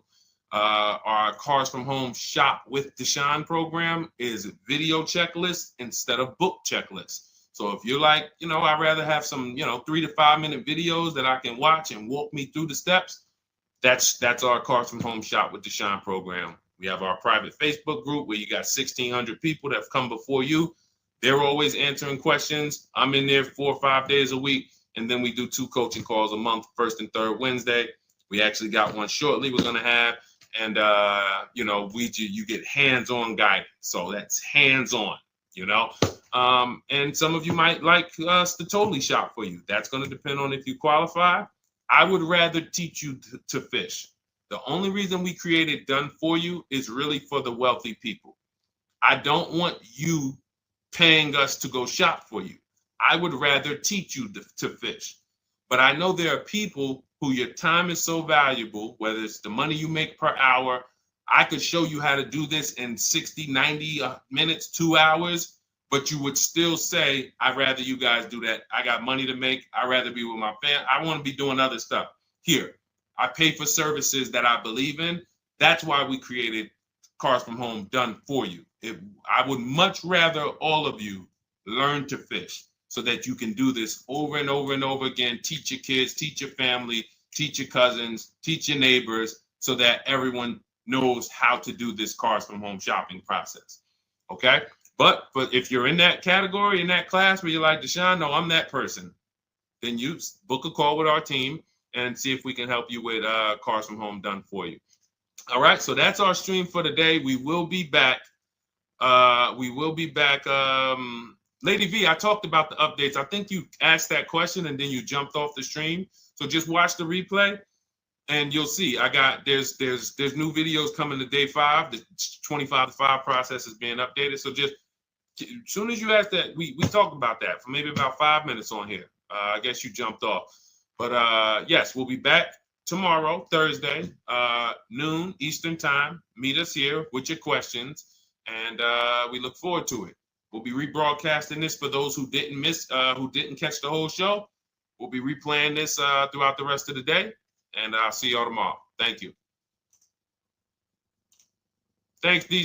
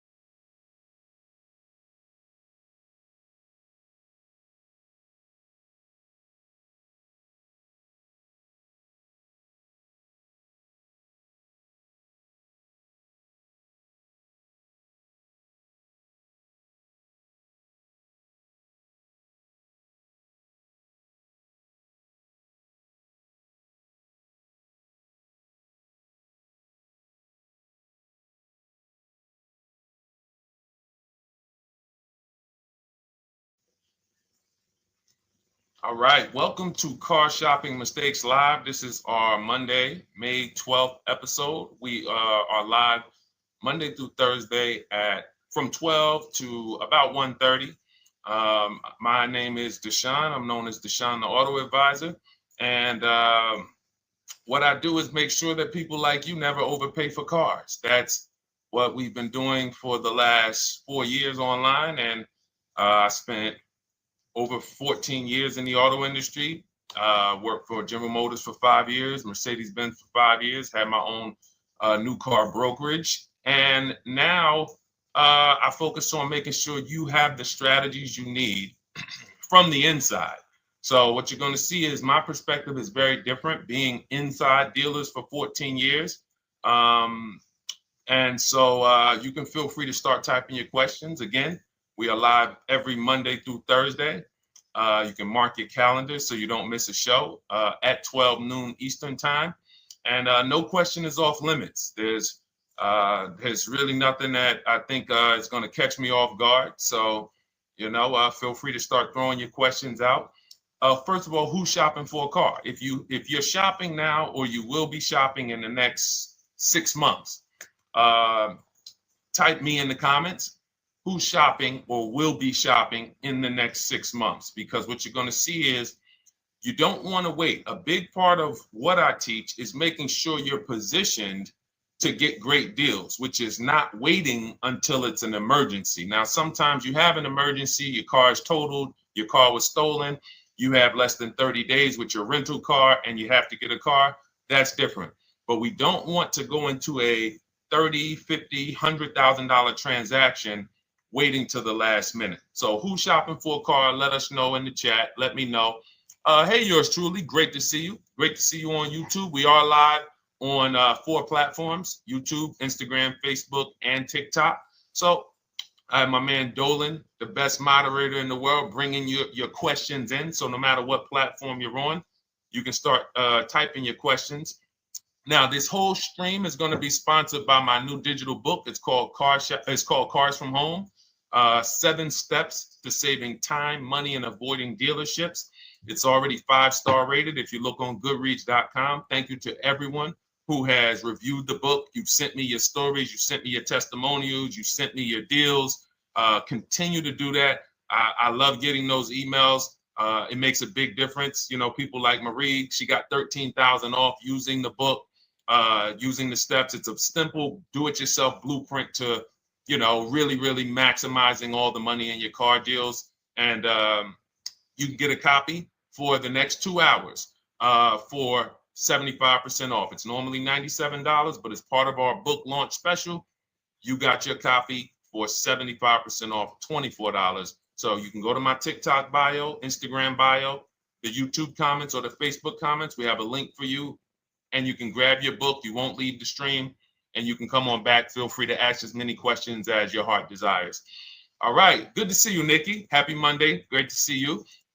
All right. So, okay, Dolan, let's start bringing in the first question. I want to check in on Instagram.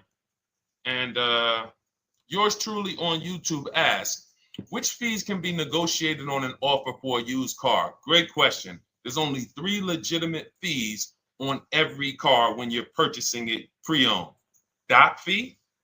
Some people, you'll hear people say, "Oh, doc fees are made up fee." It's a legitimate fee. In fact, when you look on the purchase order, which is that long form after you get your car, you'll see it's oftentimes it's printed on there. So is it all profit for the dealership? Yes, it is, but it also is legitimate. Your DMV fees, plates, license, registration, and your taxes. So those are the legitimate fees. Now, what are not legitimate fees? Anything that's not those 3. The prep fee, the marketing fee, the service plan, internet fee. All of these things are absolutely made up. Absolutely made up. Now, what you're seeing now is you'll see, and this is why you never want to go into the dealership looking for a car that you didn't see online first. Online is where we create the competition. Once you're there, we've lost our leverage. That's why everything we teach is called Cars from Home. 99% of your transaction can and should be done from home, where you can see that fine print, where you can actually you can see the dealers who don't have the fake fees before you get out there and waste your time with the ones who do. So you'll see all types of made up fees. Now, what is also being made up, let's go a little deeper on this, is the people, all right, if I put a mandatory service plan on my car, there's value there. It's not like the internet fee, which is just a ripoff, or the prep fee, which is just a ripoff. There's a service plan built in. Okay, then we have to determine if there's value there for us. There's a key replacement built in. But here's how I would like you to think, yours truly, and anyone who's in a similar situation. Anyone who'll be shopping for a used car, type the letter U. I want to drop a couple things for you to keep in mind and lock in. If you're going to be shopping for a pre-owned car, type the letter U. So yours truly, when we're looking at cars, what we want to do is we want to see. Oh, sorry, hold on. Thank you to everyone who shared this broadcast with a friend. I appreciate it. If everyone shares with one friend, we'll change the auto industry in less than a year. So you want to look at, as you're looking online, you want to be able to see the low side of the market for the car you're shopping for. So let me give you an example. Let's say you're shopping for once you have your budget, you want to try to get as new of a car as possible. If you don't see cars in that budget, go 1 year back. I always like to do 100 miles. You don't want to just do this neighborhood shopping, because again, as someone who's been in dealerships, or who was in dealerships for 14 years, I can never be in dealerships now. No dealership I wouldn't want to work in a dealership, but there's no person who could tell you guys the unfiltered truth and be in a dealership. They're going to get fired. So, but here's what you'll see. The total cost is what matters relative to how much the car was when it was brand new. I don't want you to pay attention to what they're offering the car for, because that is a made up number based on algorithms and market. Who's ever seen somebody, sometimes you're on a website and it'll say, this car it's a fair deal, it's a good deal, it's a great deal. Who's seen that? That's based on an algorithm. It's not real value. Here's what's real value. Let's say you're looking at 4 Honda Pilots. They're asking $22,000 for one, $23,000 for the other, $24,000 for the other, $25,000 for the other. So 22, 23, 24, 25, right? Now you're looking and you're like, well, these cars look a little similar. This one, what's the best deal? Once you get the new window sticker of that Honda Pilot, you'll see one of these Honda Pilots was $45,000 when it was new. This other one was $46,000 when it was new. But this other one was $53,000 when it was brand new. And that's the one that's actually giving me the biggest discount. That's the value. Without knowing the original price of that car, we can't determine what value we're getting in the price they're offering us. And when we don't do this, we make this mistake. We end up doing what some people did during the pandemic. They paid the same price for pre-owned cars as they were when they were new. Everyone didn't do that, but a lot of people did, because they thought this was my only option. There were people who paid $27,000 for a Toyota Camry that was brand new, $28,000. This is how we prevent that. When we call that in Cars from Home, in my book, the true value discount. And this is how I bought my Infinity truck. I was literally looking at 3 of them. 4 of them. They all had similar prices from 30 to 31.8. And literally the one of them was 46, one of them was 48, one of them was 52, and one of them was 55. So when you do that math, and I have a calculator in my book that does it for you, but it's simple. You just put the MSRP in and you create and you divide the asking price into the MSRP. And you'll see, oh, wow, this deal is giving me 42% off. This deal is giving me 30% off. So you see how simple it is now to shop when you look at it, when you're looking at it that way. Oh, this deal is giving me 30% off the original price. This deal is giving me 44% off the original price. Then you weigh those things out. Now, how? I know what some of you are thinking, Deshone, how do we get the original window sticker? You get the original window sticker. Some brands have it on the Carfax. They have a deal with Carfax. And then sometimes you can Google Maroney label. You're looking for this. I'll show a picture of Maroney label. That's a window sticker. This is what you're looking for. Maroney label. And you can do window sticker, new window sticker. There is a service out there that gets them for $5. Again, I'm not affiliated with it, but here's what you should be looking at. That $5 is like my inspection on a home. I'm only doing this for my top 3 to 5 cars. Top 3 to 5. And once I get that, boom, now, if you're not doing this, there's no way you can get great deals on used cars. It is literally impossible because all you're doing is basing it off of smoke and mirrors. So I'm here to tear back, to reveal this whole industry is smoke and mirrors. It's all about psychology, and it's not about you winning. It's about dealers making you think you won. Hold up. Wait. Wings Buff on Instagram said the audio is not working. I smell sabotage towards you. Let me know if the audio is not coming through clear. Let me know, and we'll try to adjust it. I don't know. Yes, exactly, Amanda. It's called real value. Real value. We call it the true value discount. That's what it's called. So it's biggest discount from the original price. So when you're out looking for pre-owned cars, your only mission is to look at, you can ask the dealer sometimes, hey, you got the original price of the car? Again, you don't buy a new car without it. Thanks, Creole Queen. I appreciate it. She said on TikTok, we're fine on TikTok. I don't know why it may be coming through different on Instagram, but maybe log out, log back in, and let us know if it's something that is just coming through on Instagram. But you'll see the difference. Type $ if y'all understand that before we move on, because we got a lot more questions coming in. But without getting the new car price of the used car, it's impossible. We can make up a price. We can literally just make up a price. Oh, we're asking $32,000 for the car. How do you know that's a good price? But when you know, oh, that car was originally $61,000, they're asking $32,000 for it. Oh, I saw another one over here, they're asking $30,000, but the original price was $50,000.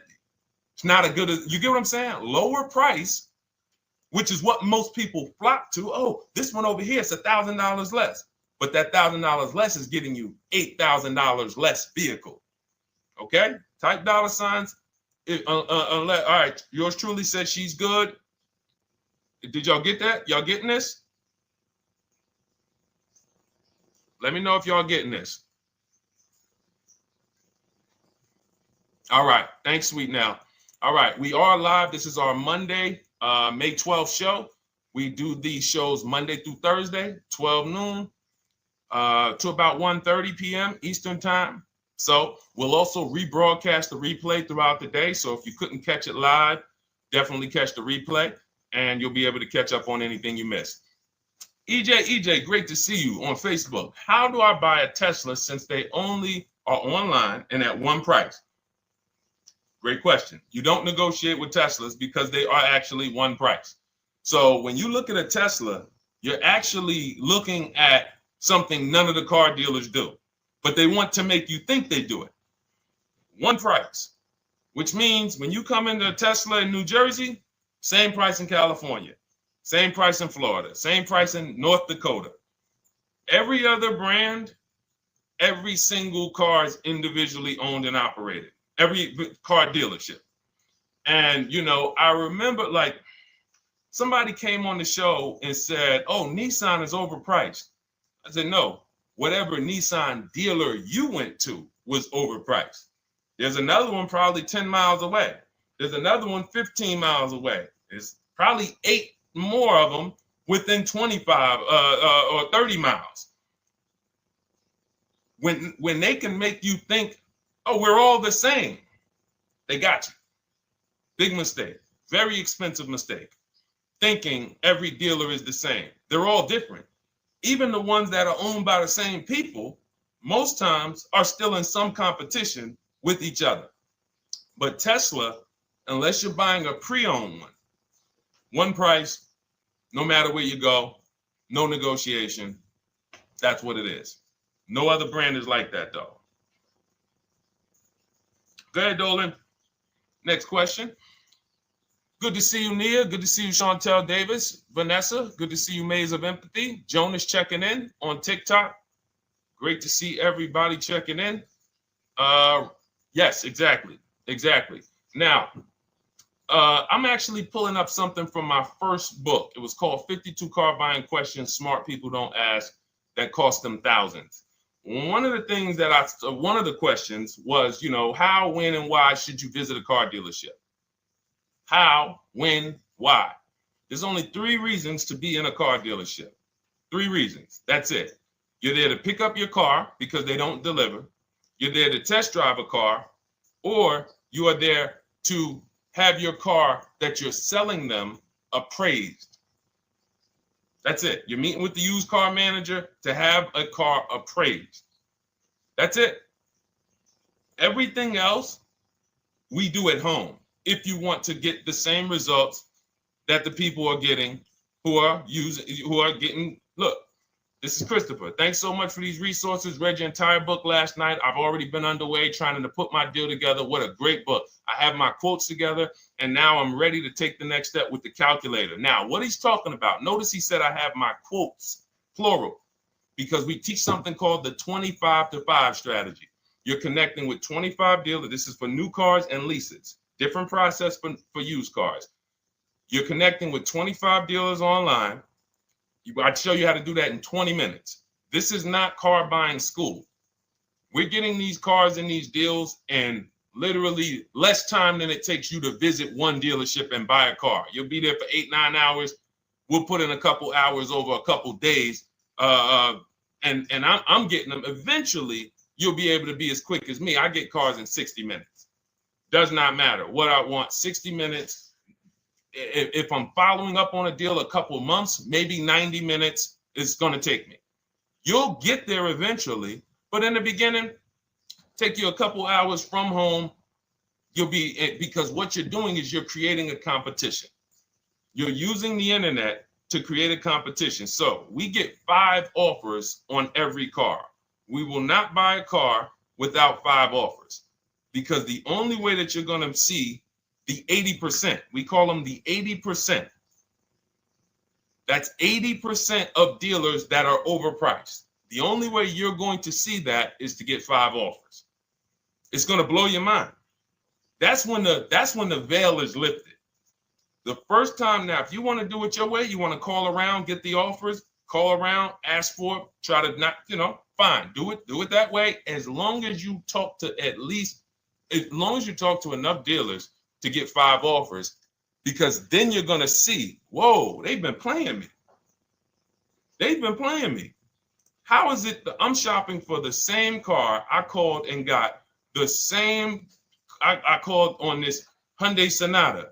One dealer's telling me it's $480 a month. One dealer's telling me it's $450 a month. One dealer's telling me it's $420. One dealer's telling me it's $375. Another dealer's telling me it's $340. That's when you know you did it right. So and here's how you know you've done it right. If you don't see a $3,000 to $5,000 spread from your best offer, which we call the 20% dealers, to the worst offer, you didn't shop correctly. We have people all around the country, We've been helping people since 2021. In fact, during the pandemic, we had people really killing it because they were selling their cars for 7 grand, 12 grand more, putting that equity in their bank, doing leases, no money down. So it was a phenomenal time for people who had cars to replace and were making dealers bid to get their new cars. So doesn't matter the market.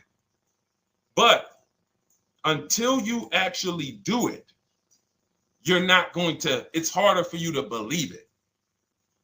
You get what I'm saying? It's harder for you to believe, wait, you mean 8 out of 10 dealers are overpriced? 8 out of 10. That's why you must get 5 offers for you to see, wow, my highest offer is $200 a month more, and that's my local dealer. That's the dealer that's 20 minutes away, because oftentimes some of your closest dealers, when they see your zip code, they'll be like, oh, this person is not going to shop us. Let's give them this offer. It's that dealer that's 45 minutes away, an hour away, when they get your notification on their website and they're like, whoa, okay, this is a person in our competitor's market. Let's take this deal from our competitor. It's going to blow your mind. And then it'll be changed. Right now, you're just being exposed to the information. And the same thing on used cars. The best value used cars are $3,000 to $5,000 less than the highest price used cars. It's just what it is, because 80% of dealers are going to, even when they say it's their best deal, who's had a dealer say that to them? That's our best deal. That's the best deal we can do. Listen, that's the best deal we can do. Who's had that? Raise your hand. Who's in their car buying purchase, in their shopping, has heard a dealer at any time say, hey, that's it. That's the best deal we got, right? They're not lying. They're just not going to do, they'd rather you leave and they'll sell the car to someone else. Because they're like, we're not going lower than this. But here's the thing, their competition will. That's their best offer. It's not their competition's best offer. So it's very important to understand that. Okay? All right, let's go, Dolan. Let's keep it going. Next question. Oh, good day. I'm glad you got the book, EJ. Use it. Win. Send me your success stories. Continue to just follow it step by step. Ask yourself, what step am I on?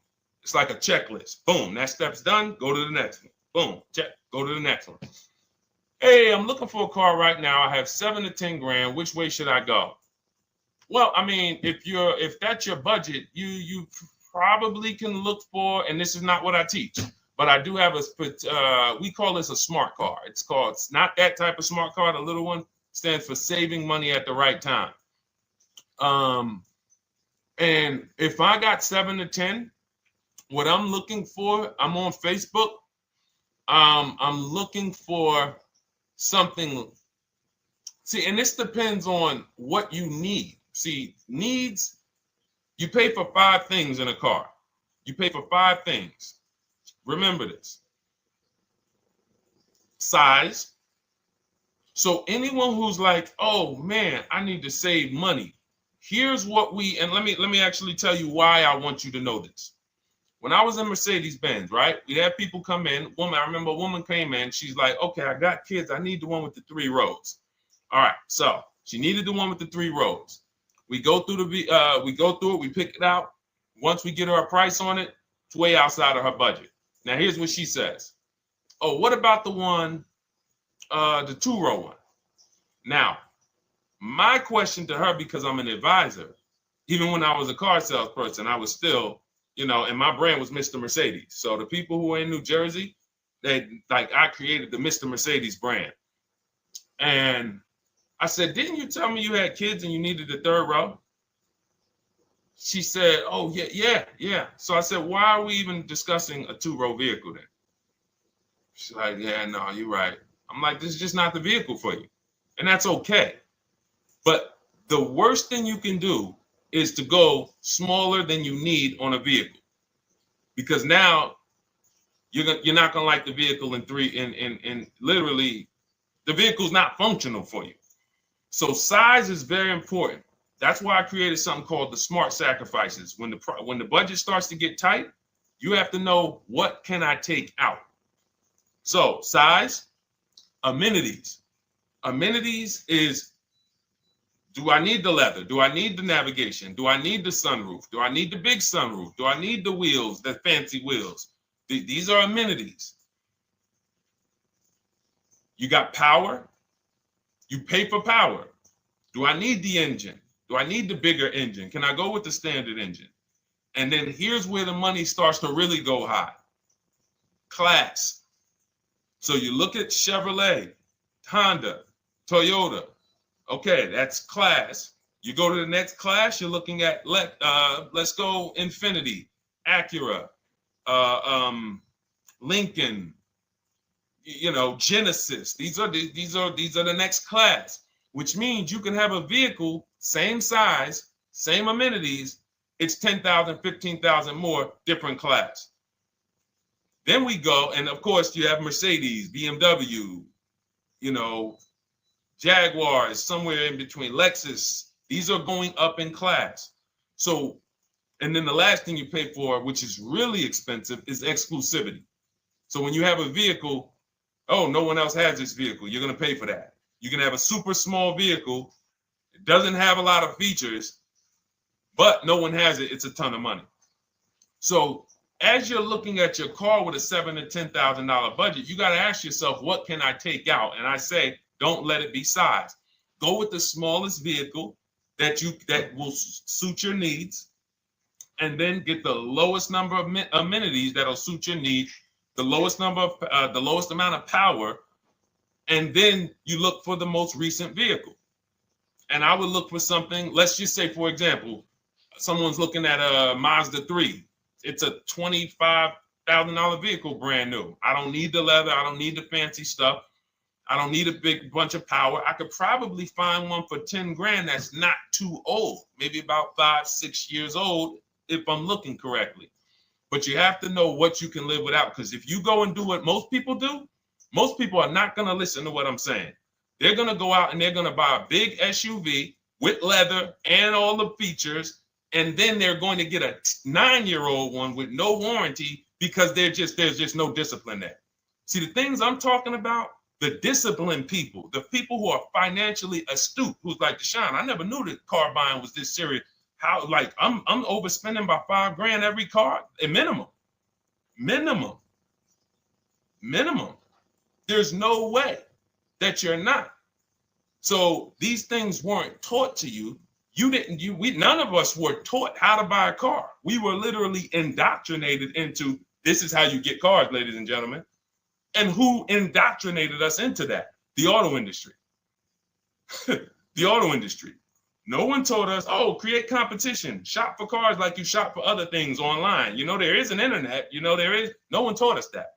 So you have to say to yourself, all right, boom, I got to unlearn so that I can relearn the new way to make sure every time I get a car that I love and I get the most for my money, which is not what most people are doing out here. There's blood in these streets. You hear people, oh, there's no cars, there's no deals. They're walking in the dealer saying this stuff. Like, you're going into a person who wants to sell you something and giving them all the strategy, all the ammunition to sell you, raise the price. Hey, man, I've been looking for this car. Not many people has it. Cha-ching. Thank you for telling me that. Oh, man, the tariffs are coming too, right? I hear the tariffs are coming, so things are getting more expensive, right? Yep, absolutely. Yes, they are, Mr. Customer. Thanks for saying all of this stuff. That's how most people buy cars. That's why the auto industry is just printing money on the public. So you got to change your behavior, and that's what we do here.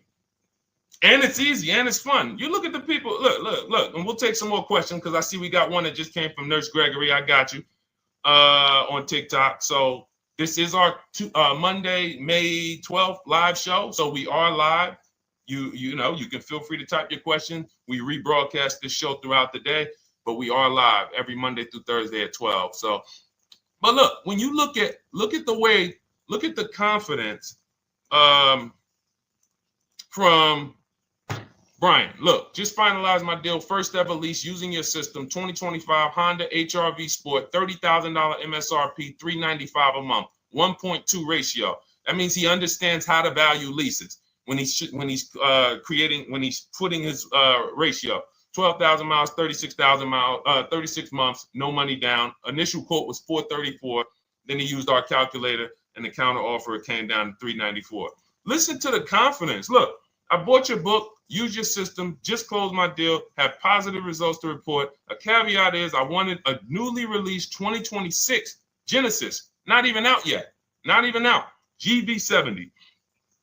And there are no incentives. I could have gotten incentives on the 2025. However, I wanted the 2026, was willing to pay. I reached out to 20 dealers. We show you how to reach out to 25, but on a Genesis, may not have been as many dealers because it's more of a luxury brand. They haven't built as many dealers for Genesis yet. He says he received 9 offers. Look, that's how we know when you're doing it right. 5 offers, 9 offers, 7 offers. How many offers do you get? Thanks, y'all, for running those likes up on TikTok. Could y'all just keep double tapping the screen every time you hear something you like? You're going to see those likes continue to run up. See, this is it. I'm happy with this. Look, he gets an $815 a month payment on a $58,000 vehicle, 1.4. Now, again, 1.4 is incredible value when you add up those payments relative to the MSRP and taxes. Our goal with leases is to be under 1.5%. Now, I know for a fact he could have gotten about 1.2 on a 2025 Genesis because I just saw a person who's using our system get that. Phenomenal deal. But he wanted that 2026. So he gets his bids. And again, until you see the other offers that are 150, if every single time you get a car, you're not seeing $3,000 to $5,000 minimum from the car you get to the other offers that were offered to you, then you weren't shopping correctly. And again, if you want to do it yourself, you want to call around to get quotes, feel free to do that. We do this all online without talking. Who doesn't like to talk to dealers? Type me in the chat. You don't like to talk to dealers. So the people who are using our stuff, they're not going in trying to remember, oh, I'm in the dealership now. Let me say, what did Deshone tell me to say? All right. Oh, man, I'm not supposed to tell them about my trade-in. That's old 2005 stuff that car dealers been on. We've been knew about that stuff, that you were holding your trade-in till the end. That's why we're going to ask you questions that you're not really ready for. Hey, Paul. Hey, good to see you, Paul. Thanks for jumping in, coming in today. The car you drove up in, whose car is that? That's what you've been driving for a couple of years? Yeah, okay, yeah, that's yours. Okay, perfect. So we are already trained to ask you questions that we're going to get the information. So the only way, I'm not training you to go in and do battle and negotiate with someone who negotiates 3 times a day, 5 days a week. When you step back, start making dealers negotiate with themselves. That's what bidding is. You're going to see, whoa, it's easier to save money from home than it ever was going in a dealership. All right. Good to see you, Jamel, on YouTube checking in. Good to see you, Paul, on Facebook checking in. We are live on Facebook, Instagram, YouTube, and TikTok. And for those who, hold on, let me see. Do I got any sharers? Who shared the broadcast? Raise your hand so far. Raise your hand so far if you shared the broadcast with a friend or if you hit the share button. Nurse Gregory? All right, Nurse Gregory, send me a DM. You got a free copy of my book. Let's see. That's it. I don't think we have any. No, if you share now, it's too late. So I wanted, let me see. Because Nurse Gregory, you have been on the show for a little minute. See, I do that stuff every now and then. I do that stuff every now and then. That's why when I ask you guys, like, to help me get this message out so we can help more people, you never know when I'm going to just say, you know what? You got a free copy of the book. So, I ask you guys to continue to share this broadcast so that we can help more people. Like, this is not about, because follow me. until most of the country is actually shopping from home, it makes our job shopping from home a little bit harder, because literally dealers know on a weekend, they come to us on Friday, hey, how many appointments we got? We got 200. 200 over the weekend. So they expect you guys to walk in. So until that goes from 200 to 100, and they're like, whoa, what's going on here? Whoa, people are not really walking in anymore. We're getting half the appointments. Oh, wait, what's going on? We only have 50 appointments. Memorial Day weekend, we got 100. We're normally at 300 appointments over a Memorial Day weekend. So until we start doing this collectively, it's hurting. It makes all of our jobs a little bit harder. So that's why I appreciate the people who share the broadcast. Yep, send me a DM. Okay, so let's go. We got more questions coming in, so pull them up, Dolan. Let's go. And this whole stream is sponsored by my new digital book. It's called Cars from Home: 7 Steps to Saving Time, Money, and Avoiding Dealerships. It's already 5-star rated. And, I'm reading a couple of the testimonials. Thank you to the people on Goodreads who reviewed that book. Thank you so much. And it's normally $97, but as part of our welcome offer, you can get yours for $24. That's 75% off. You can go to my TikTok bio. It's only for 2 hours. So once that 2-hour timer goes to 0, price does go back up to $97. So head to my TikTok bio, the Instagram bio, YouTube comments, or the Facebook comments. Grab yours for $24. Save you 75%, and just use it. It's a step-by-step blueprint checklist to dominating the car market. Okay? And someone remind me to talk about the 3 pillars of great car deals before I end the show. Please, the 3 pillars of great car deals. We got about another 45 minutes, but remind me before we end the show. If you don't operate with the 3 pillars, there's no way you can get a great car deal. And I know this sounds like bad news, but I can't get you the good news. I'm like a financial doctor. And we have financial cancer when it comes to cars. So it's not a pleasant thing, but we can get you to the other side. You're losing a ton of money. You're losing equity. You don't even know you can sell cars without the title that you haven't paid off yet. You don't know you can sell leases. All of this stuff is costing you thousands and thousands of dollars, but we can get you to the other side. Third, so nowadays, it's always better to just buy new, especially if you plan on keeping the car long term. No, absolutely not. If I'm keeping the car long term, there's something. So step 1 in our book is called the 8-year rule. It's the 8-year rule. Who's always wanted to know what's better, buying or leasing? Type me if you've always been like, Deshone, I hear about buying, I hear about leasing. When is it better? When is it better to buy? When is it better to lease? Who's had that question? We have an anchor called the 8-year rule, which answers the question. The next car you're buying, how many years are you planning to keep it? Type it in the chat. We had a bunch of people that said they'll be shopping. The next car you're going to be purchasing, how many years do you plan to keep it? Okay, Nurse Gregory, I see 5.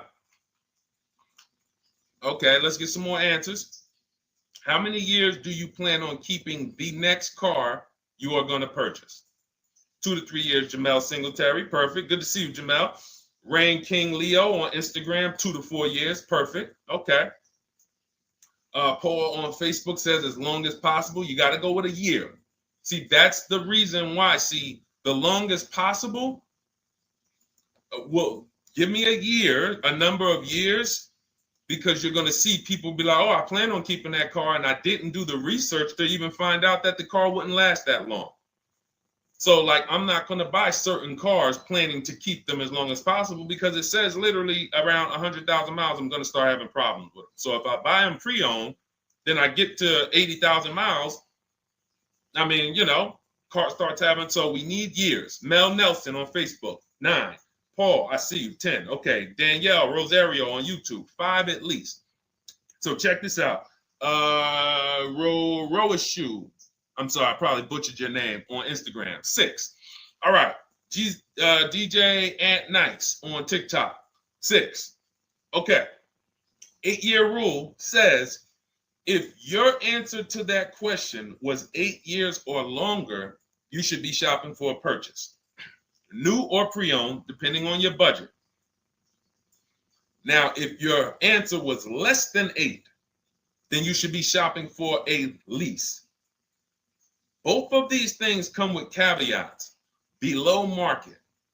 Not these lease deals you see on commercials. Those are not lease deals. I don't even call them deals. None of those prices, as you guys see me share the leases that my students get all around the country and the people who read my book, you're going to be like, wait a minute. Those don't sound anything like the prices I see on the commercials. They're not.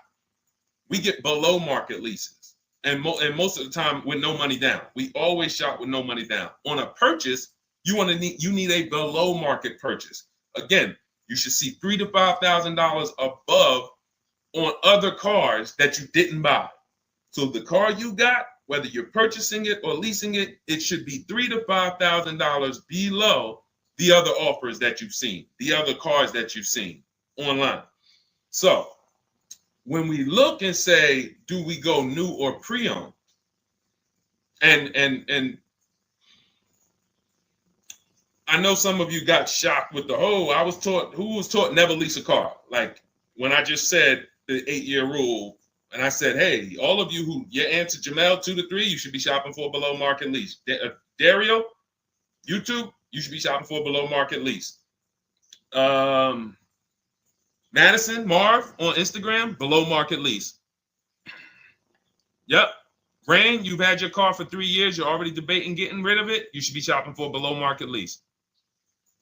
Yep. Nurse Gregory, below market lease. DJ Ant Nice, below market lease.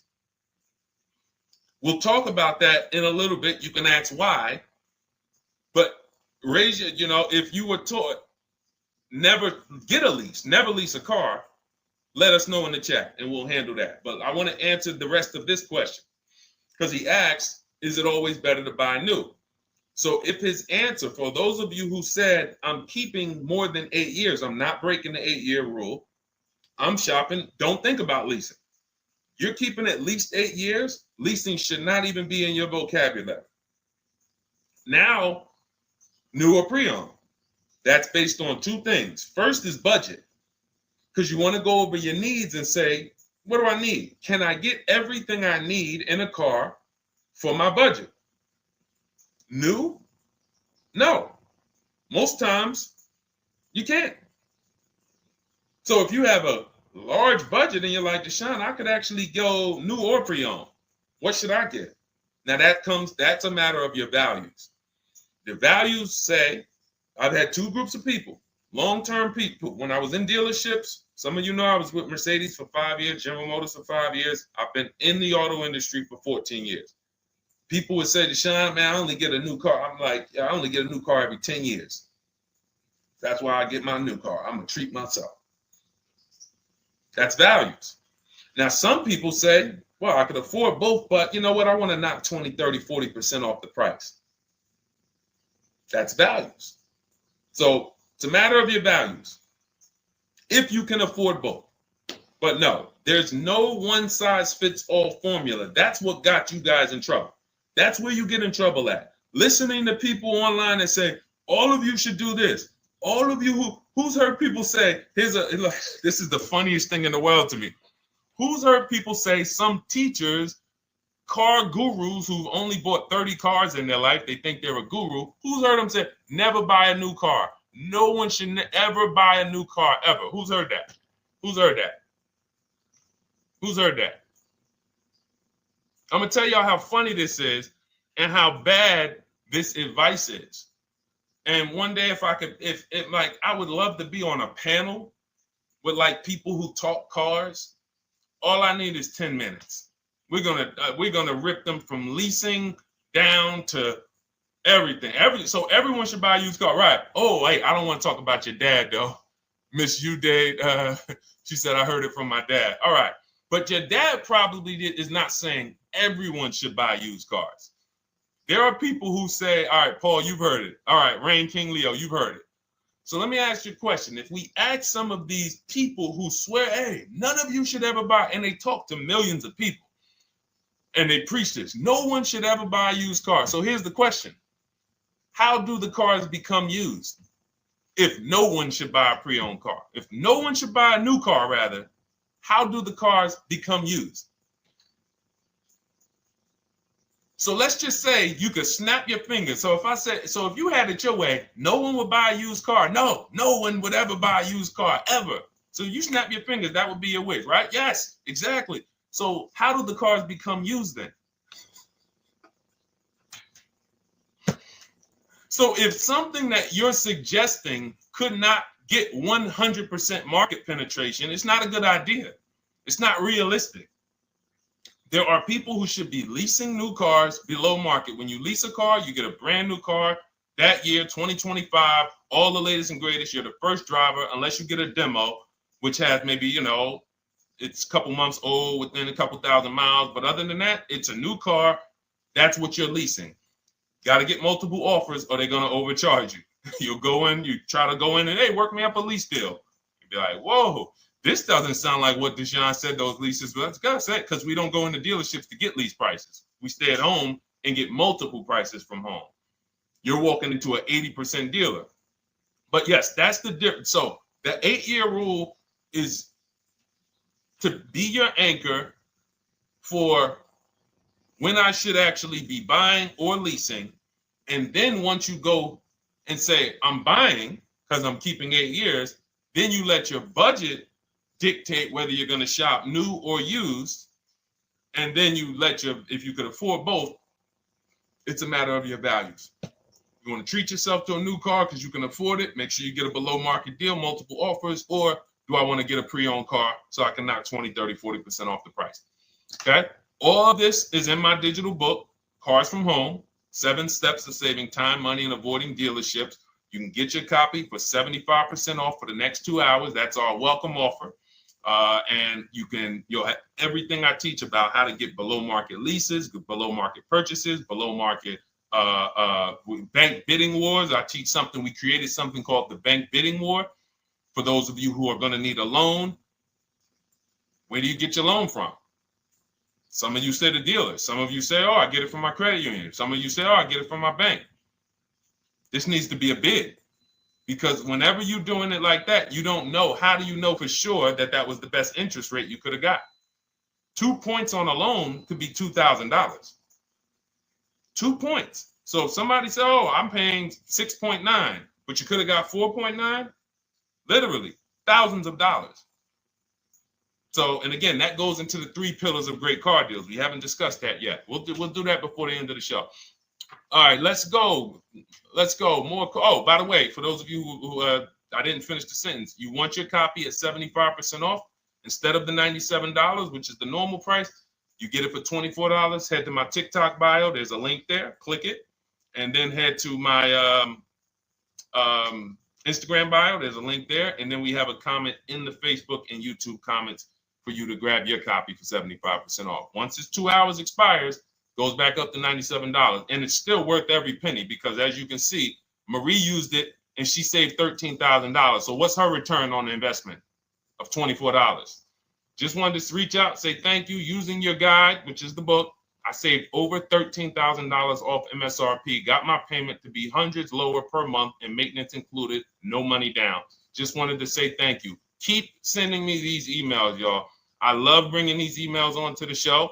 Like our world, that what we do with these cars it's a whole different world. Like, that's a great show, but it's also our life. Like, different, it's a different world. We operate in a different world.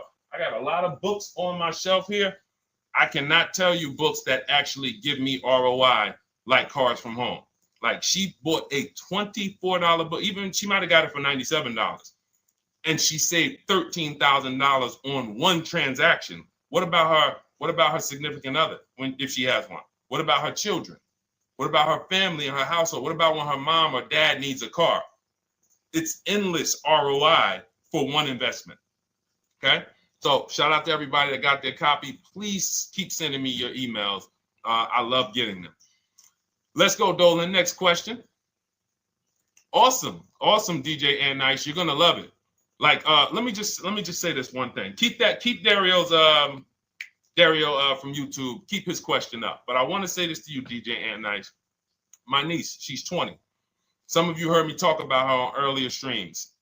She told me, listen, Uncle, when she asked me, what should I do? I said, I knew she's not keeping the car 8 years. I asked her because there are some young people who just are not into cars. Like they will literally drive one car long term, but typically in your 20s, things are changing, jobs are changing, families changing.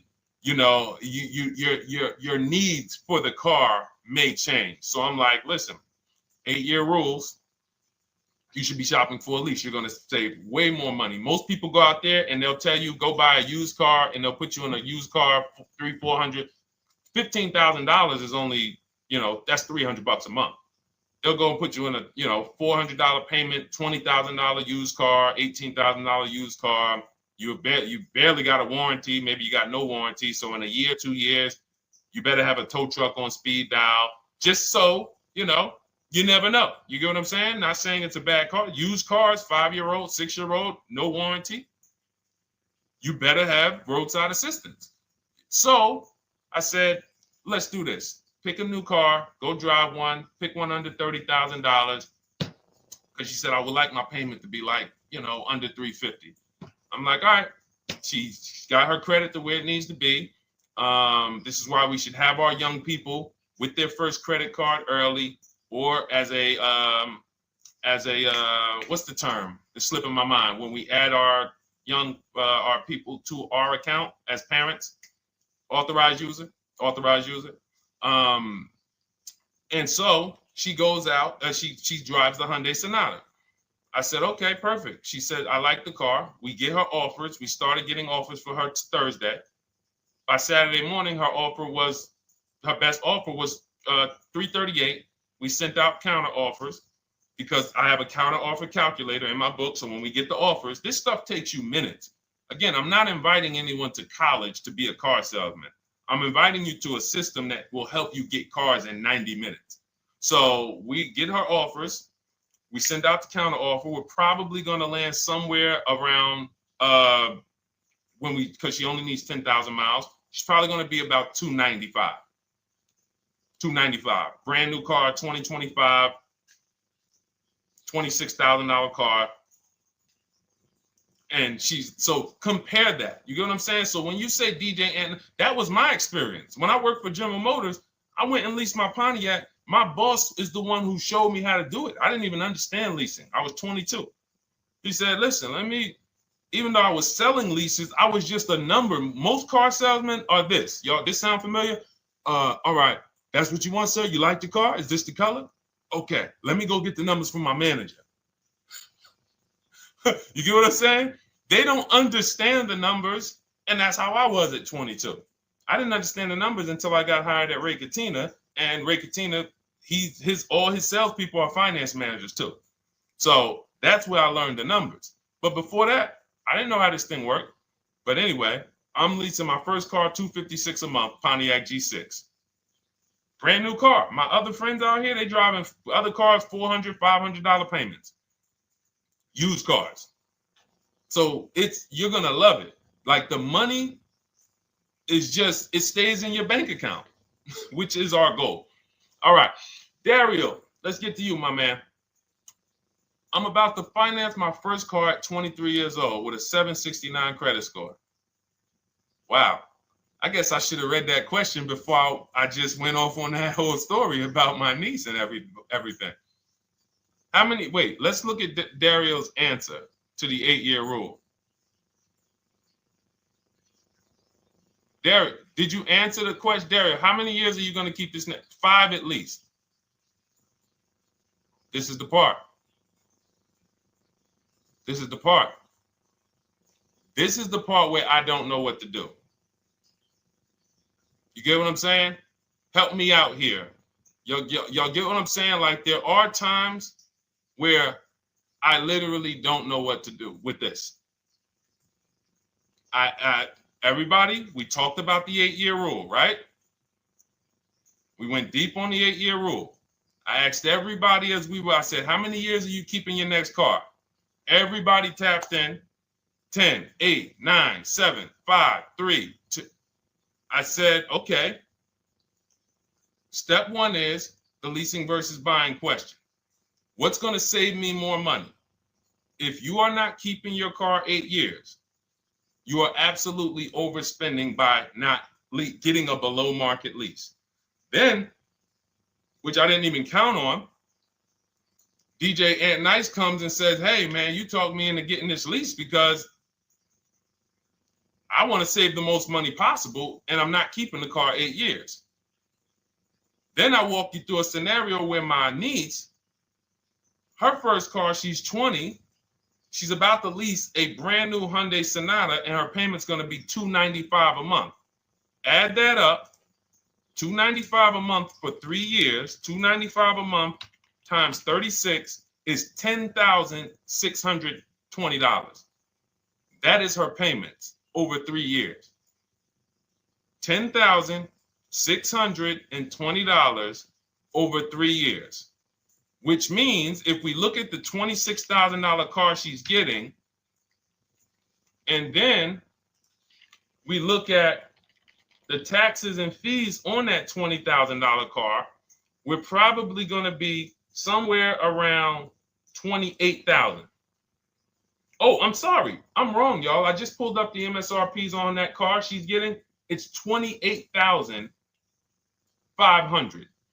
$28,500. She's paying a little over $10,000 to drive a $28,000 car that with taxes and fees would probably put her around $30,000. A little more, but let's just say you get a little discount, $30,000. She's paying. So if she bought this car, what would that car be worth in 3 years? What would that car, if she bought a $28,000 car, $28,000? Throw some numbers out there so we can really try to help Dario and the people who just, all right, may need us to go deeper on this. You might need me to go deeper on this. You might be like Dario, like, okay, Sean, I didn't grasp it. Let's go deeper on this. What would the car that she's getting, my niece is about to get for $28,000, $295 a month, what would that car be worth after 3 years? $28,000 car.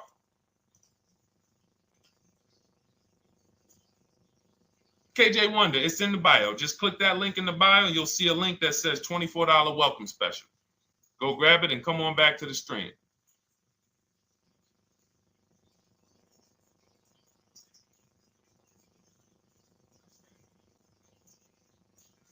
Anybody want to tap in?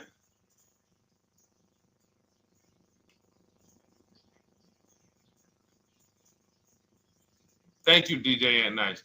I don't think that's right. So a $28,000 car after 3 years is worth 23? No. That's not after 3 years. That's probably like 1 year. After 1 year, it'll probably be worth 23. 15K depending on the brand. Paul, I think you're gonna lose more than. I don't know one car that sometimes like I don't know one car that depreciates $8,000 in 3 years. So I'm a conservative person when it comes to my numbers. That car is like, let's be real here. You don't buy a Hyundai Sonata, come back in 3 years, you paid $28,000 for it, come back in 3 years and they give you 20 for it. It's going to be more like $13,000, $15,000. What if you have an accident? You get what I'm saying? So, and unfortunately, you know what's hard about this? The only people who really understand depreciation and how much cars lose value are people who pay cash. It's very tough for you to see what you're really getting when you're a payment shopper. But as someone who never, listen, people would love to go into a dealership, get a car for $28,000, come back in 3 years and get $20,000. Come back in 3 years, get $18,000. I only lost $10,000. That doesn't happen. That's why people come back in 3 years and they're like, that's all I'm getting?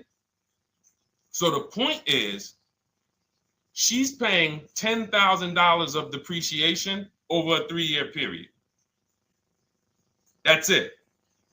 So in order to beat what she's about to get, or people who are getting below market leases, any people who are getting below market leases like we teach, you would have to get at least $20,000 to beat her. You would have to get at least, because she's only spending $10,000 over 3 years. And sold by foreign. Guys, this is not, this is really not up for debate.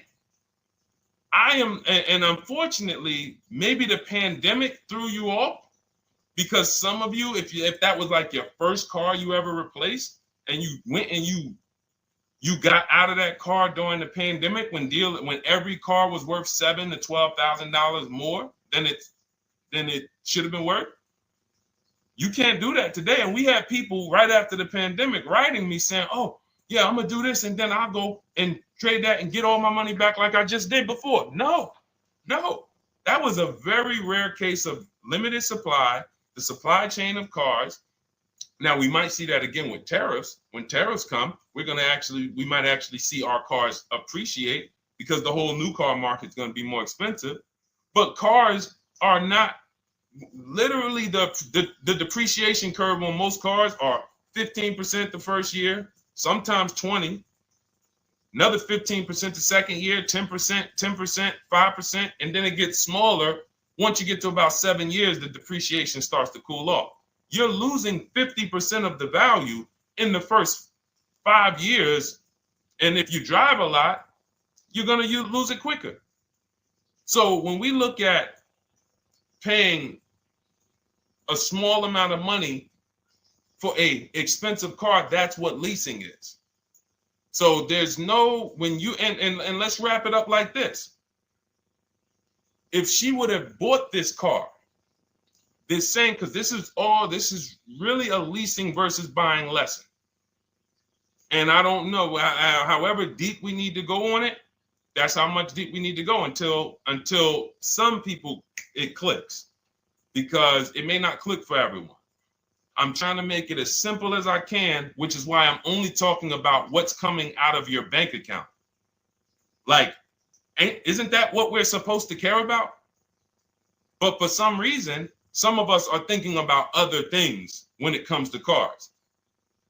We go into somewhere else. So let's look at if she would have bought this same car, the same $28,000 car with taxes and fees, probably about 31 and change. But let's just round it off to 30. What's her car payment, everyone? Those of you who know the rule, every $5,000 is about how much per month on a loan?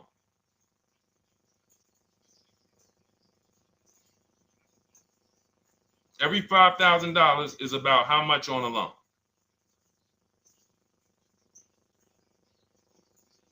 Now, every 5,000, thank you, DJ Ant Nice, you got it, $100.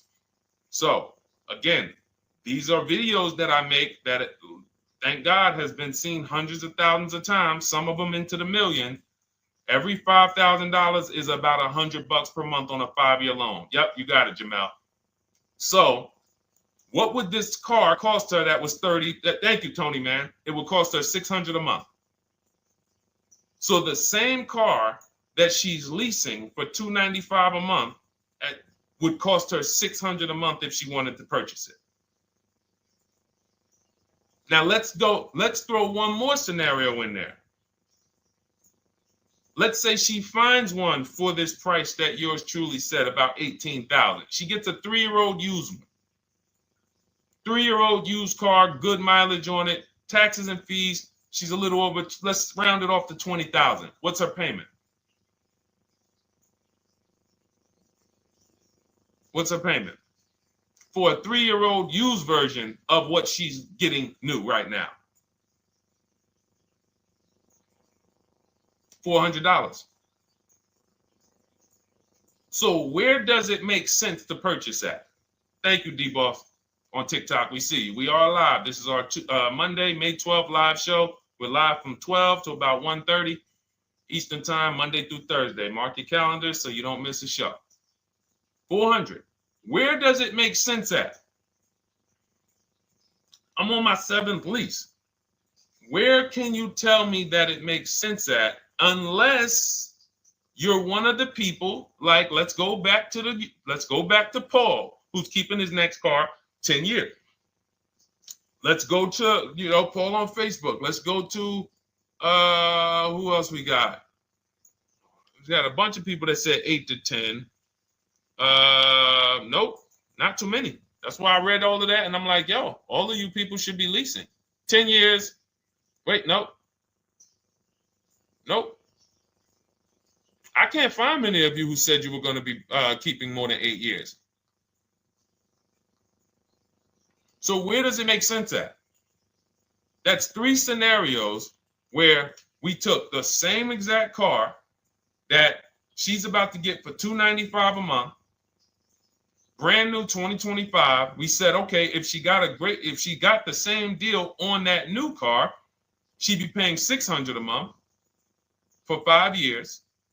If she took it for a 6-year loan, she'd probably get her payment down to $500, but that's for 6 years. And again, she's not keeping the car that long. So when she goes to replace it, she's probably going to have negative equity in 3 years, like most people. Come back, every single car transaction you do, oh, I'm replacing it. Oh, you got negative equity. Oh, dang, how? This is how.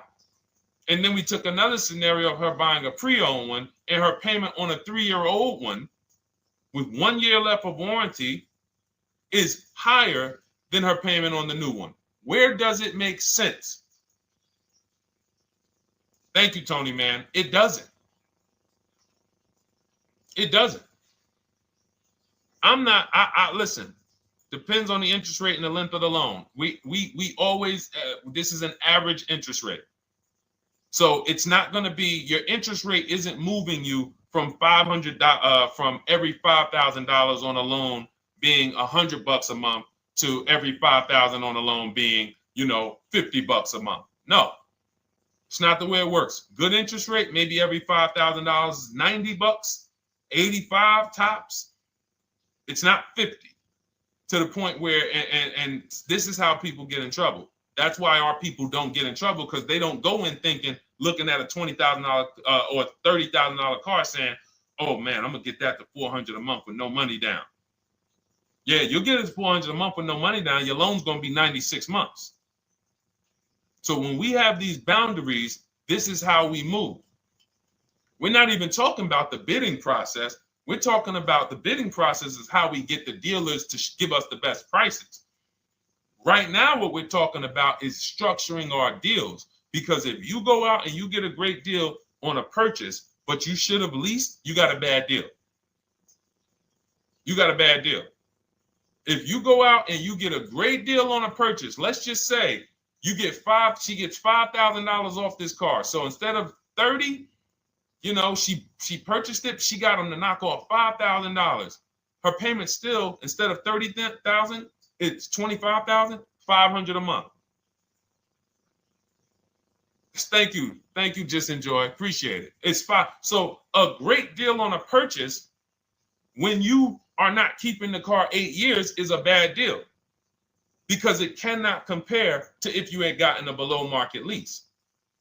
It just doesn't compare. That's why I'm showing you these numbers. I'm a math person. I was in calculus as a junior. I love math.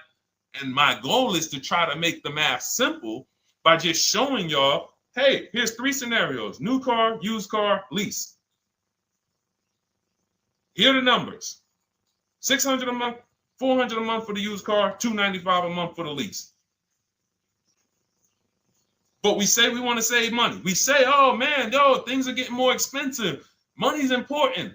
But we're still letting old mindsets make us do things that don't serve us, because we were taught that, even though it makes no financial sense. So the hardest thing that I have to do is get you to unlearn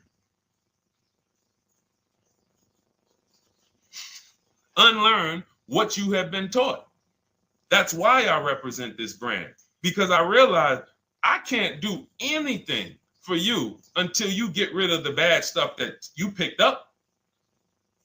You didn't go to school and you were indoctrinated into, this is how they taught me to get cars, even though it makes no sense. It creates buyer's remorse. You leave the dealership hoping you got a good deal. I hope I did all right. You wouldn't bet a dime on it. If somebody came up to you, hey, would you bet money that you really didn't get a good deal? You would be like, oh no, I wouldn't take that bet. I don't. No, you have no confidence, no guarantees, nothing. And this is what people are still staying in. So when we talk, we're inviting you to the new way. We call it, this is the new way. And so everything that we're talking about, you can get in my literally my video, my step-by-step checklist, Cars from Home, 7 steps to saving time, money, and avoiding dealership. You don't have to worry about trying to remember this. You can literally get it in book form. It's a digital book. You don't have to wait for the mail. And the thing about the digital book is when something new happens, I update the book. Like a year ago, we had Room in the book. Room went out of business. If you had a physical copy that you had bought, now here I am talking to you about, oh, now guys, you got to get volume 2. No, I just went in, we update the master file, Room's going, process stays the same. So that's the thing. So it's normally $97, but as part of our book launch special, you can get your copy for $24, 75% off. It's a 2-hour only offer. So next 2 hours, if you visited, you'll see the timer. Once it gets to 0, the investment is $97, and it's worth every single penny. The return on that $97 will be incredible.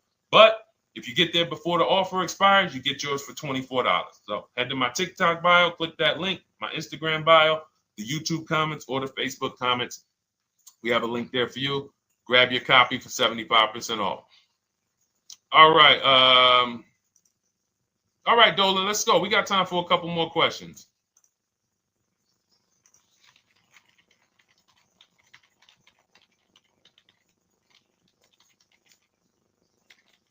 Okay, I'm shopping for a 2018 to 2019 Platinum Escalade. Should I buy in town, or what do you feel about delivery charges from out of town? I would compare.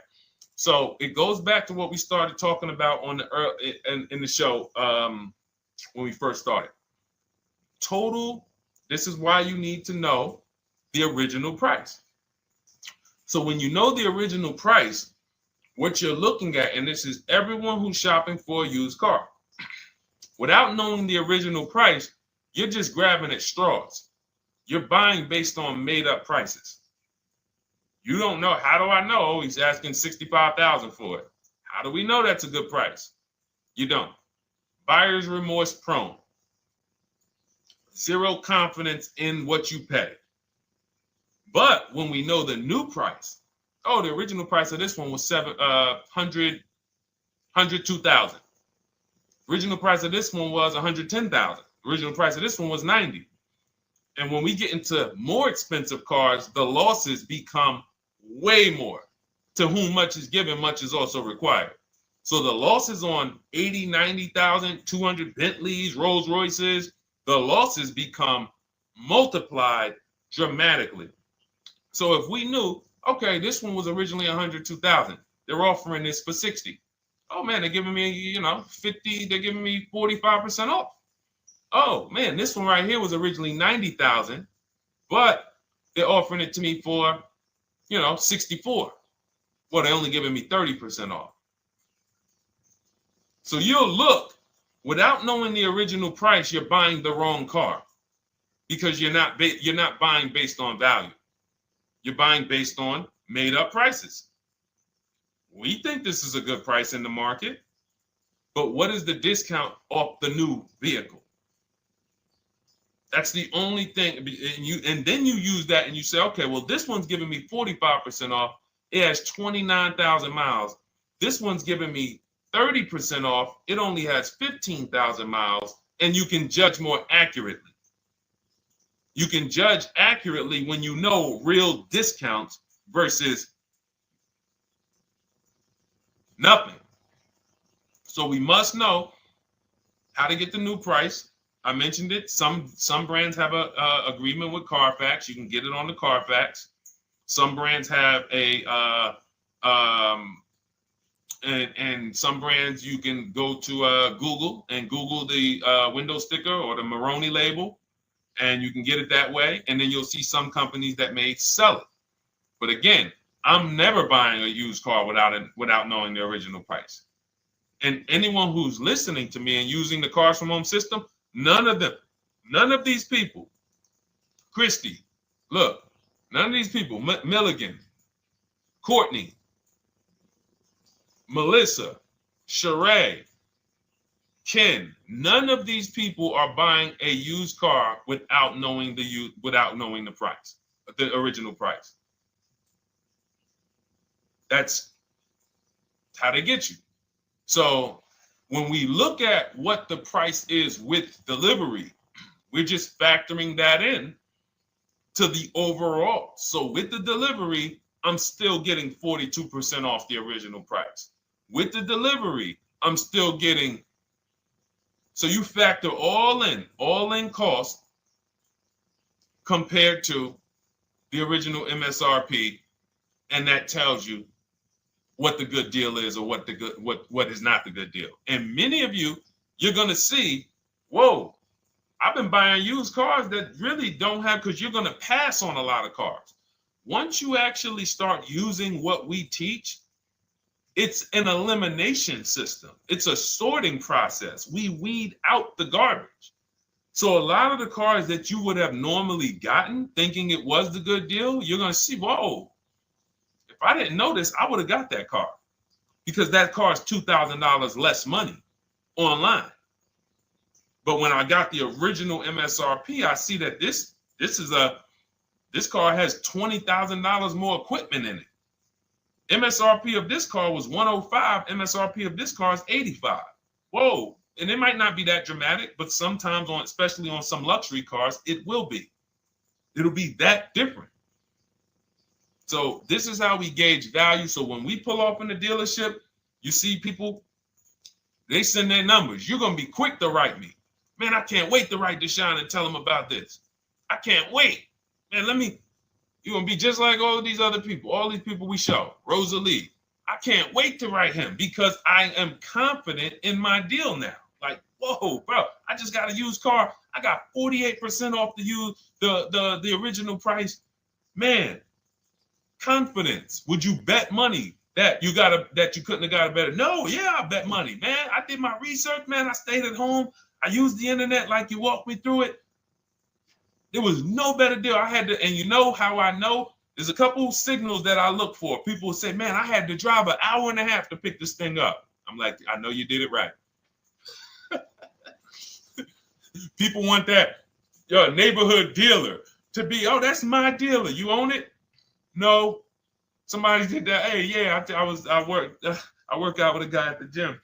He came up to me one day. He said, yeah, because I went to my dealer the other day. And, they was telling me. So when I hear this, that just literally is like, oh, you own a dealership?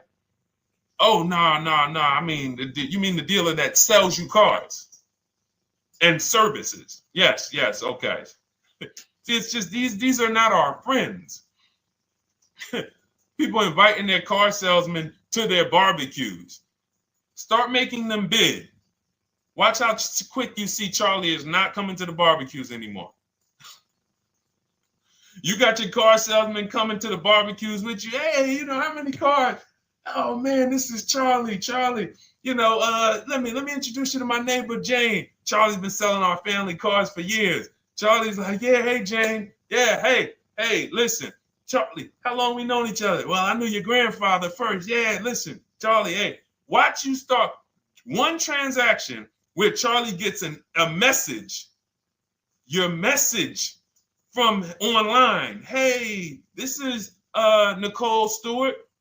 I'm looking for this car. We have all of these templates in my book too, so you don't even have to think about what you're going to write. You just copy and paste them. Hey, phone's going to be ringing for him. Now, we use a shopping email and a shopping phone number. We never give the dealerships our phone number. We don't want dealerships coming to our personal phone number. We use a Google Voice and we create a brand new Gmail. So you look and next thing you know, you're getting a phone call. Hey, Miss Stewart. Hey, Nicole. Calls you by your first name because, he knows your grandfather and everything.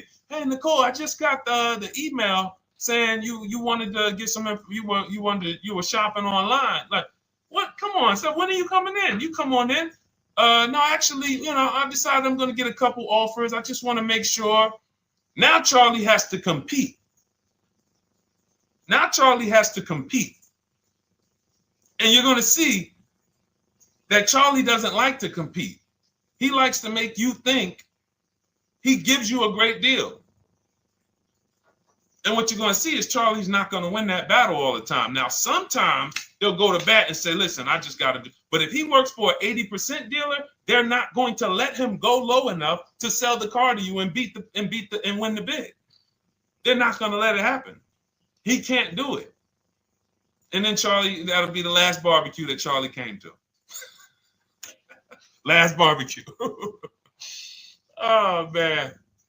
So, wait a minute, Molly. Pull up Molly on Facebook's comment. Dolan, she just commented. We are live, y'all. This is our Monday, May 12th show. We do these shows from Monday through Thursday, 12 noon to about 1:30. So make sure you set your calendars and tell your friends and family, because they're out there shopping right now and they're getting their heads chopped off. I hope YouTube doesn't censor me for that, but they are. And if we were to look at their car deals compared to what our people are paying, you would be like, yo, they got. So pull up Molly's comment, please. Okay, there we go. After listening to you, okay, I got called in for another option of SUV I ordered, and boom, they had over $6,840 in options. Ceramic coating, tint, theft protection, yet they kept going down on the price but never removed it. I left. See, and this is, so there's two. One thing you did wise was to not take the deal.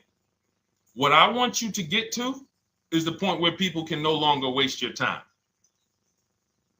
When you get to a point, see, with all of you using the Cars from Home system in my digital book, it's impossible to have anyone waste your time. Because when they waste your time, they actually still feel like they won. I'm going to tell you why. We're going to sell this car to someone else, and you still need a car.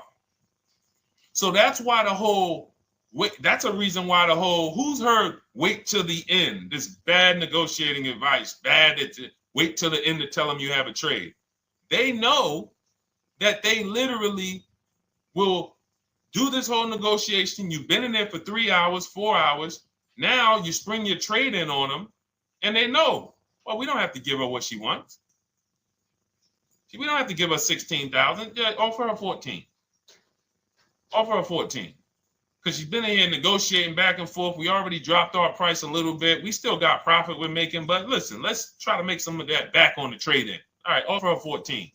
Now you've been in here and you're like, no, wait, I know I could get 16 for it. Listen, the car's worth 14. I mean, listen, if you could get 16, God bless. Now they're in a position of strength, because if you walk away, you still need a car. You've wasted hours of your time. And if you take the deal, they won. So it's like some people be like, man, because that's what they're thinking about. You know how many people say, Dad, all right, I know I feel like I could get 16, but do I really want to go through this all over again? All right, let's just do the deal. Lost. Didn't get the money for their trade-in. Have no idea if they're getting a good price on the new car. They haven't gotten other offers. That's the car business. That's what 95% of people do. That's the car business. Leave thousands on the table. And now we can talk about the 3 pillars of great car deals, because that actually ties into what we're talking about here. Thank you, Nicole. Thank you. Helping out the community. Listen, I help everybody willing to listen. I have the benefit of actually teaching something that is so effective. I get hundreds of people that write me and send me deals and get results. So I have a real-time gauge on how we're doing. Real time. Versus somebody who sells stuff, but they don't really care about the result. So you'll buy stuff and you're like, whoa, this is not the result I thought I was going to get. All we do is hold ourselves accountable to the results. And as long as we keep getting these emails in, as long as we keep getting people writing us, taking pictures, sending stuff, we know people out here getting the same types of deals that I would be getting. And that's what I want. I don't want anyone taking a deal that I wouldn't take. As somebody who's done thousands of transactions with Mercedes and General Motors, leased 7 cars. I'm the one my friends call. They've been calling me for 7 years, 8 years. Deshone, all right, man, I need a car. I'm good. Listen, this is what I do. And the way that we give them peace of mind is the comparison offers. You only have peace of mind with comparative offers. There's nothing else. That's why you can buy spaghetti sauce, and that's why you can buy a TV on Amazon in 5 minutes, 10 minutes. Because you're going to go through, boom, okay, all right, let me check Walmart.com. All right, let me check this site. All right, let me check this site. All right, this one's the best. You spend $800, $400 in 15, 20 minutes. And not feel buyer's remorse because you've seen the options. Buyer's remorse comes from not seeing other options. It's that simple. All right, let's go. All right, Dolan, we got time for. All right, yeah, throw another one in, Dolan. Let's go. All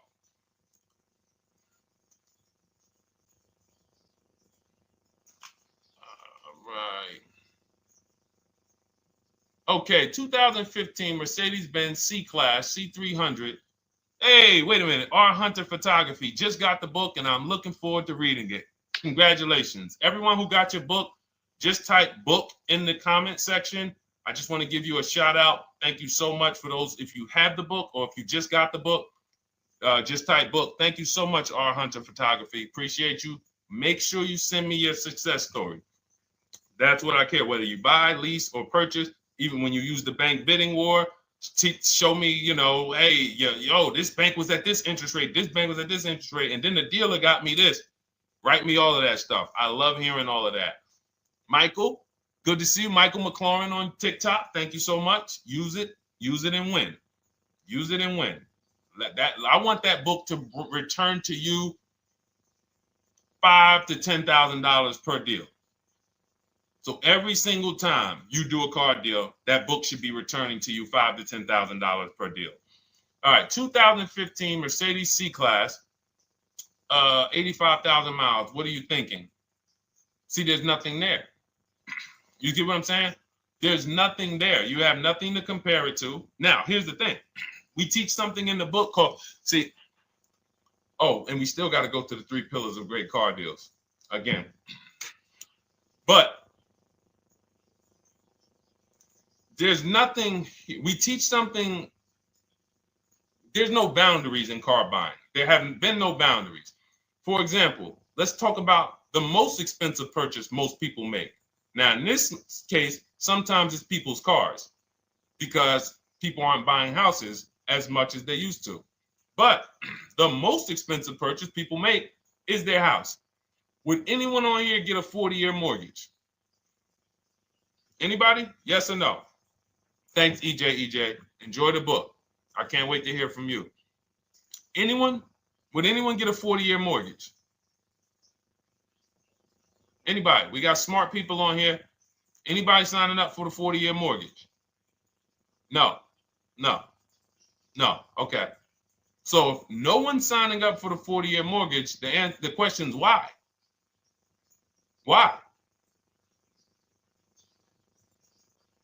Because we know that's too long. If you got to take a 40-year mortgage, go. God bless you. Yes, go get you. God bless you. Hope she's well. And I'm glad you got your book, Daryl. Would anyone and you don't have to worry about reading it. It's a step by step. It's a checklist. So do one step, check that step off. Next step, check. Boom. That's how it is. Because there's a built-in. It's been built into our education. You don't take a mortgage longer than 30 years. And if you want to be super conservative and you can afford it, take a 15-year mortgage. But we don't go 40. We don't go 50. They're available.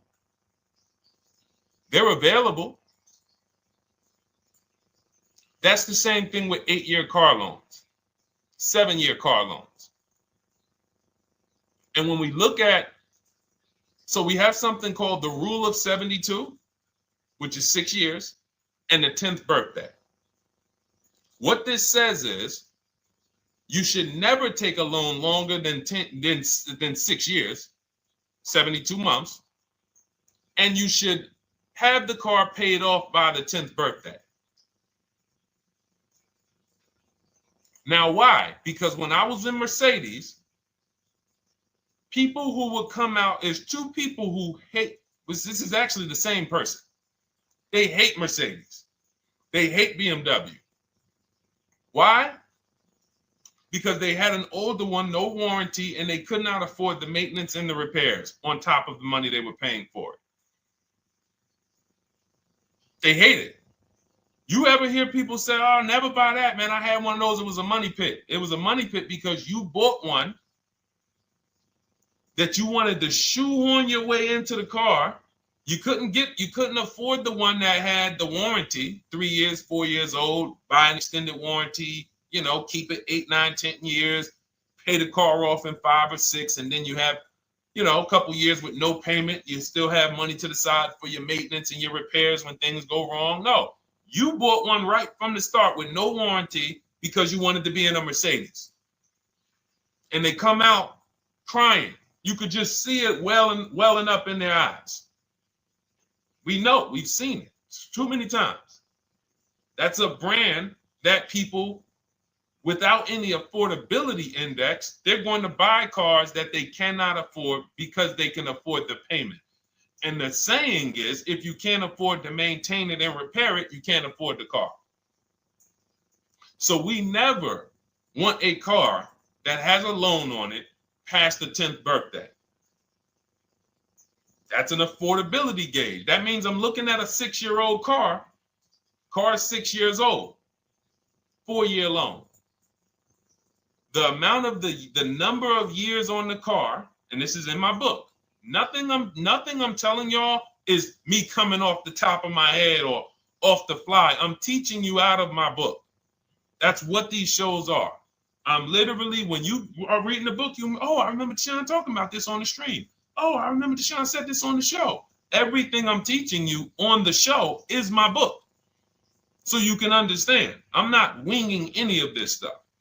But when you look at the rule of 72 on the 10th birthday, it says the age of the car and the number of years on the loan should not go past 10. So if you're looking at a 5-year-old car, that already says my budget can only afford 5 years old. Like I can't get 4 years, 3 years old, which means I need a 5-year loan. If I'm looking at a 4-year-old car, I could do a 10-year loan. I mean a 6-year loan, because that's under 10. If I'm looking at a 3-year-old car, I can do a 6-year loan. 2-year-old car, 6-year loan. But if I'm looking at a 7-year-old car, 3-year loan. And what you're going to see is, wow, when I use that, Deshone, I see there's certain cars I can't afford. Correct. Correct. Because you can't afford the car to begin with if you need to get a 6-year loan on a 7-year-old car. Does that make sense? Type $ if that makes sense. Type a $ if you're getting this. Type a $ and let me know you're getting this. Never heard of a 40-year mortgage. Exactly, Artelis on Instagram. I didn't hear about it until I started teaching this. Because the reason we created the rule of 72 on the 10th birthday is because we wanted to bring the same standards that they have in mortgages to the car business. There are people who only get a 3-year loan on a car or a 4-year loan on a car. That's like a 15-year mortgage, short-term mortgage. And then there's people who say, all right, I want to do a more average 5 or 6-year loan. That's your 30-year mortgage. But when you start going to 7-year loans, that's 84 months on a car, you're moving to like a 40-year mortgage. You are going past affordability. This is a sign. This is a red flag. I cannot afford this car. I cannot afford this car. Let me look at less car. Let me look at what I can sacrifice. We talked about that earlier. Can I sacrifice size? You don't usually want to do that unless you're getting a car that's just big for no reason. Oh, I just like big cars. Well, you might not want to get a big car in this time. You might want to go smaller. But never get a car that doesn't cover your needs in terms of size. What you really want to look at is amenities. All right, I don't need the big sunroof and the leather and all of this stuff. You know what? Let me go to the next amenities down. Class. So you're like, oh man, I'm used to driving Lexus. I'm used to driving Mercedes. I'm used to driving Genesis. I'm used to driving Infiniti, Acura. No, maybe you got to go down to the next class. You'll save $5,000-$7,000 going to a lower class of vehicle. These are the things that you want to be looking at. This is how you want to approach. This is how you don't. This is how we win. This is how you understand your car transactions versus just like, all right, it's time to get a car. Can you just do this for me, Mr. Person who I know is going to make money on me, and it's your job to make money and they're going to fire you if you don't make money on me? Could you just get me the best deal possible? No. DJ EJ, thank you. Ray, getting value out of it. I see you. Awesome. Deshone, how much should we try to negotiate out the door? That's a bidding process. See, that's a feeling for, we don't worry about that. I'm going to tell you why. Some deals, their best deal is going to be $10,000 off. Some cars, the best deal is going to be $5,000 off. Give you an example. Some deals, the best deal is going to be, you're not ready for this, almost $30,000 off. Now, let me show you each one. So when you look at, where's Tiffany? So Tiffany, no, that's Chris. Hold on. That's Kanika. Oh, wait a minute. All right, let's go to the. So the question you're asking reflects normal negotiation, which is we're feeling for the bottom. We don't really know where the bottom is. We're feeling for the bottom. And you're feeling for the bottom, it's a losing strategy because you don't know how deep, you don't know how low the bottom is. When you feel like in your gut, okay, I think this feels like the bottom, you take the deal. Losing strategy. Because the bottom is different for everyone. So you look at somebody like Sean. Sean gets 15, he bought an F-150 Lightning. He got, with the discount from the dealer and the hidden money, unadvertised rebates, over $20,000 off his F-150 Lightning. Over $20,000 off.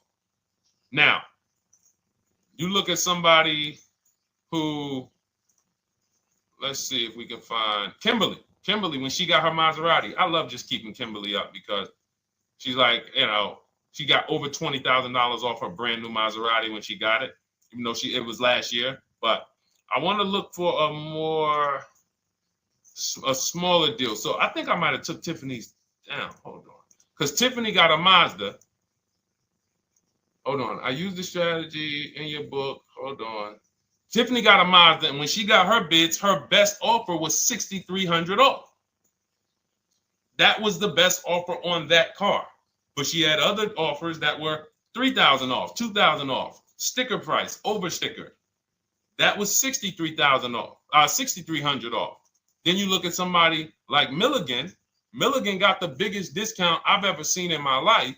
She got a $79,000 car. She got her bids, and she got almost $30,000 off. It's $79,000. She paid $51,359. Brand new car. Brand new car. Brand new car. So do you see that if we're trying to feel for the bottom, let's say you think, all right, $3,000 off. I guess that's a good deal. You're getting beheaded. So we cannot feel for the bottom. That is buyer's remorse prone. That is how we have buyer's remorse. The only thing we do is we sit at home, we get bids. That's the name of the game. When you are getting bids, life changes. You now know, oh, this deal is taking off 8. This deal is taking off 2. This deal is taking off 8. This deal is taking off 10. This deal is taking off nothing. Oh, the $10,000 dealer wins the bid. You took off $10,000. That was the bottom.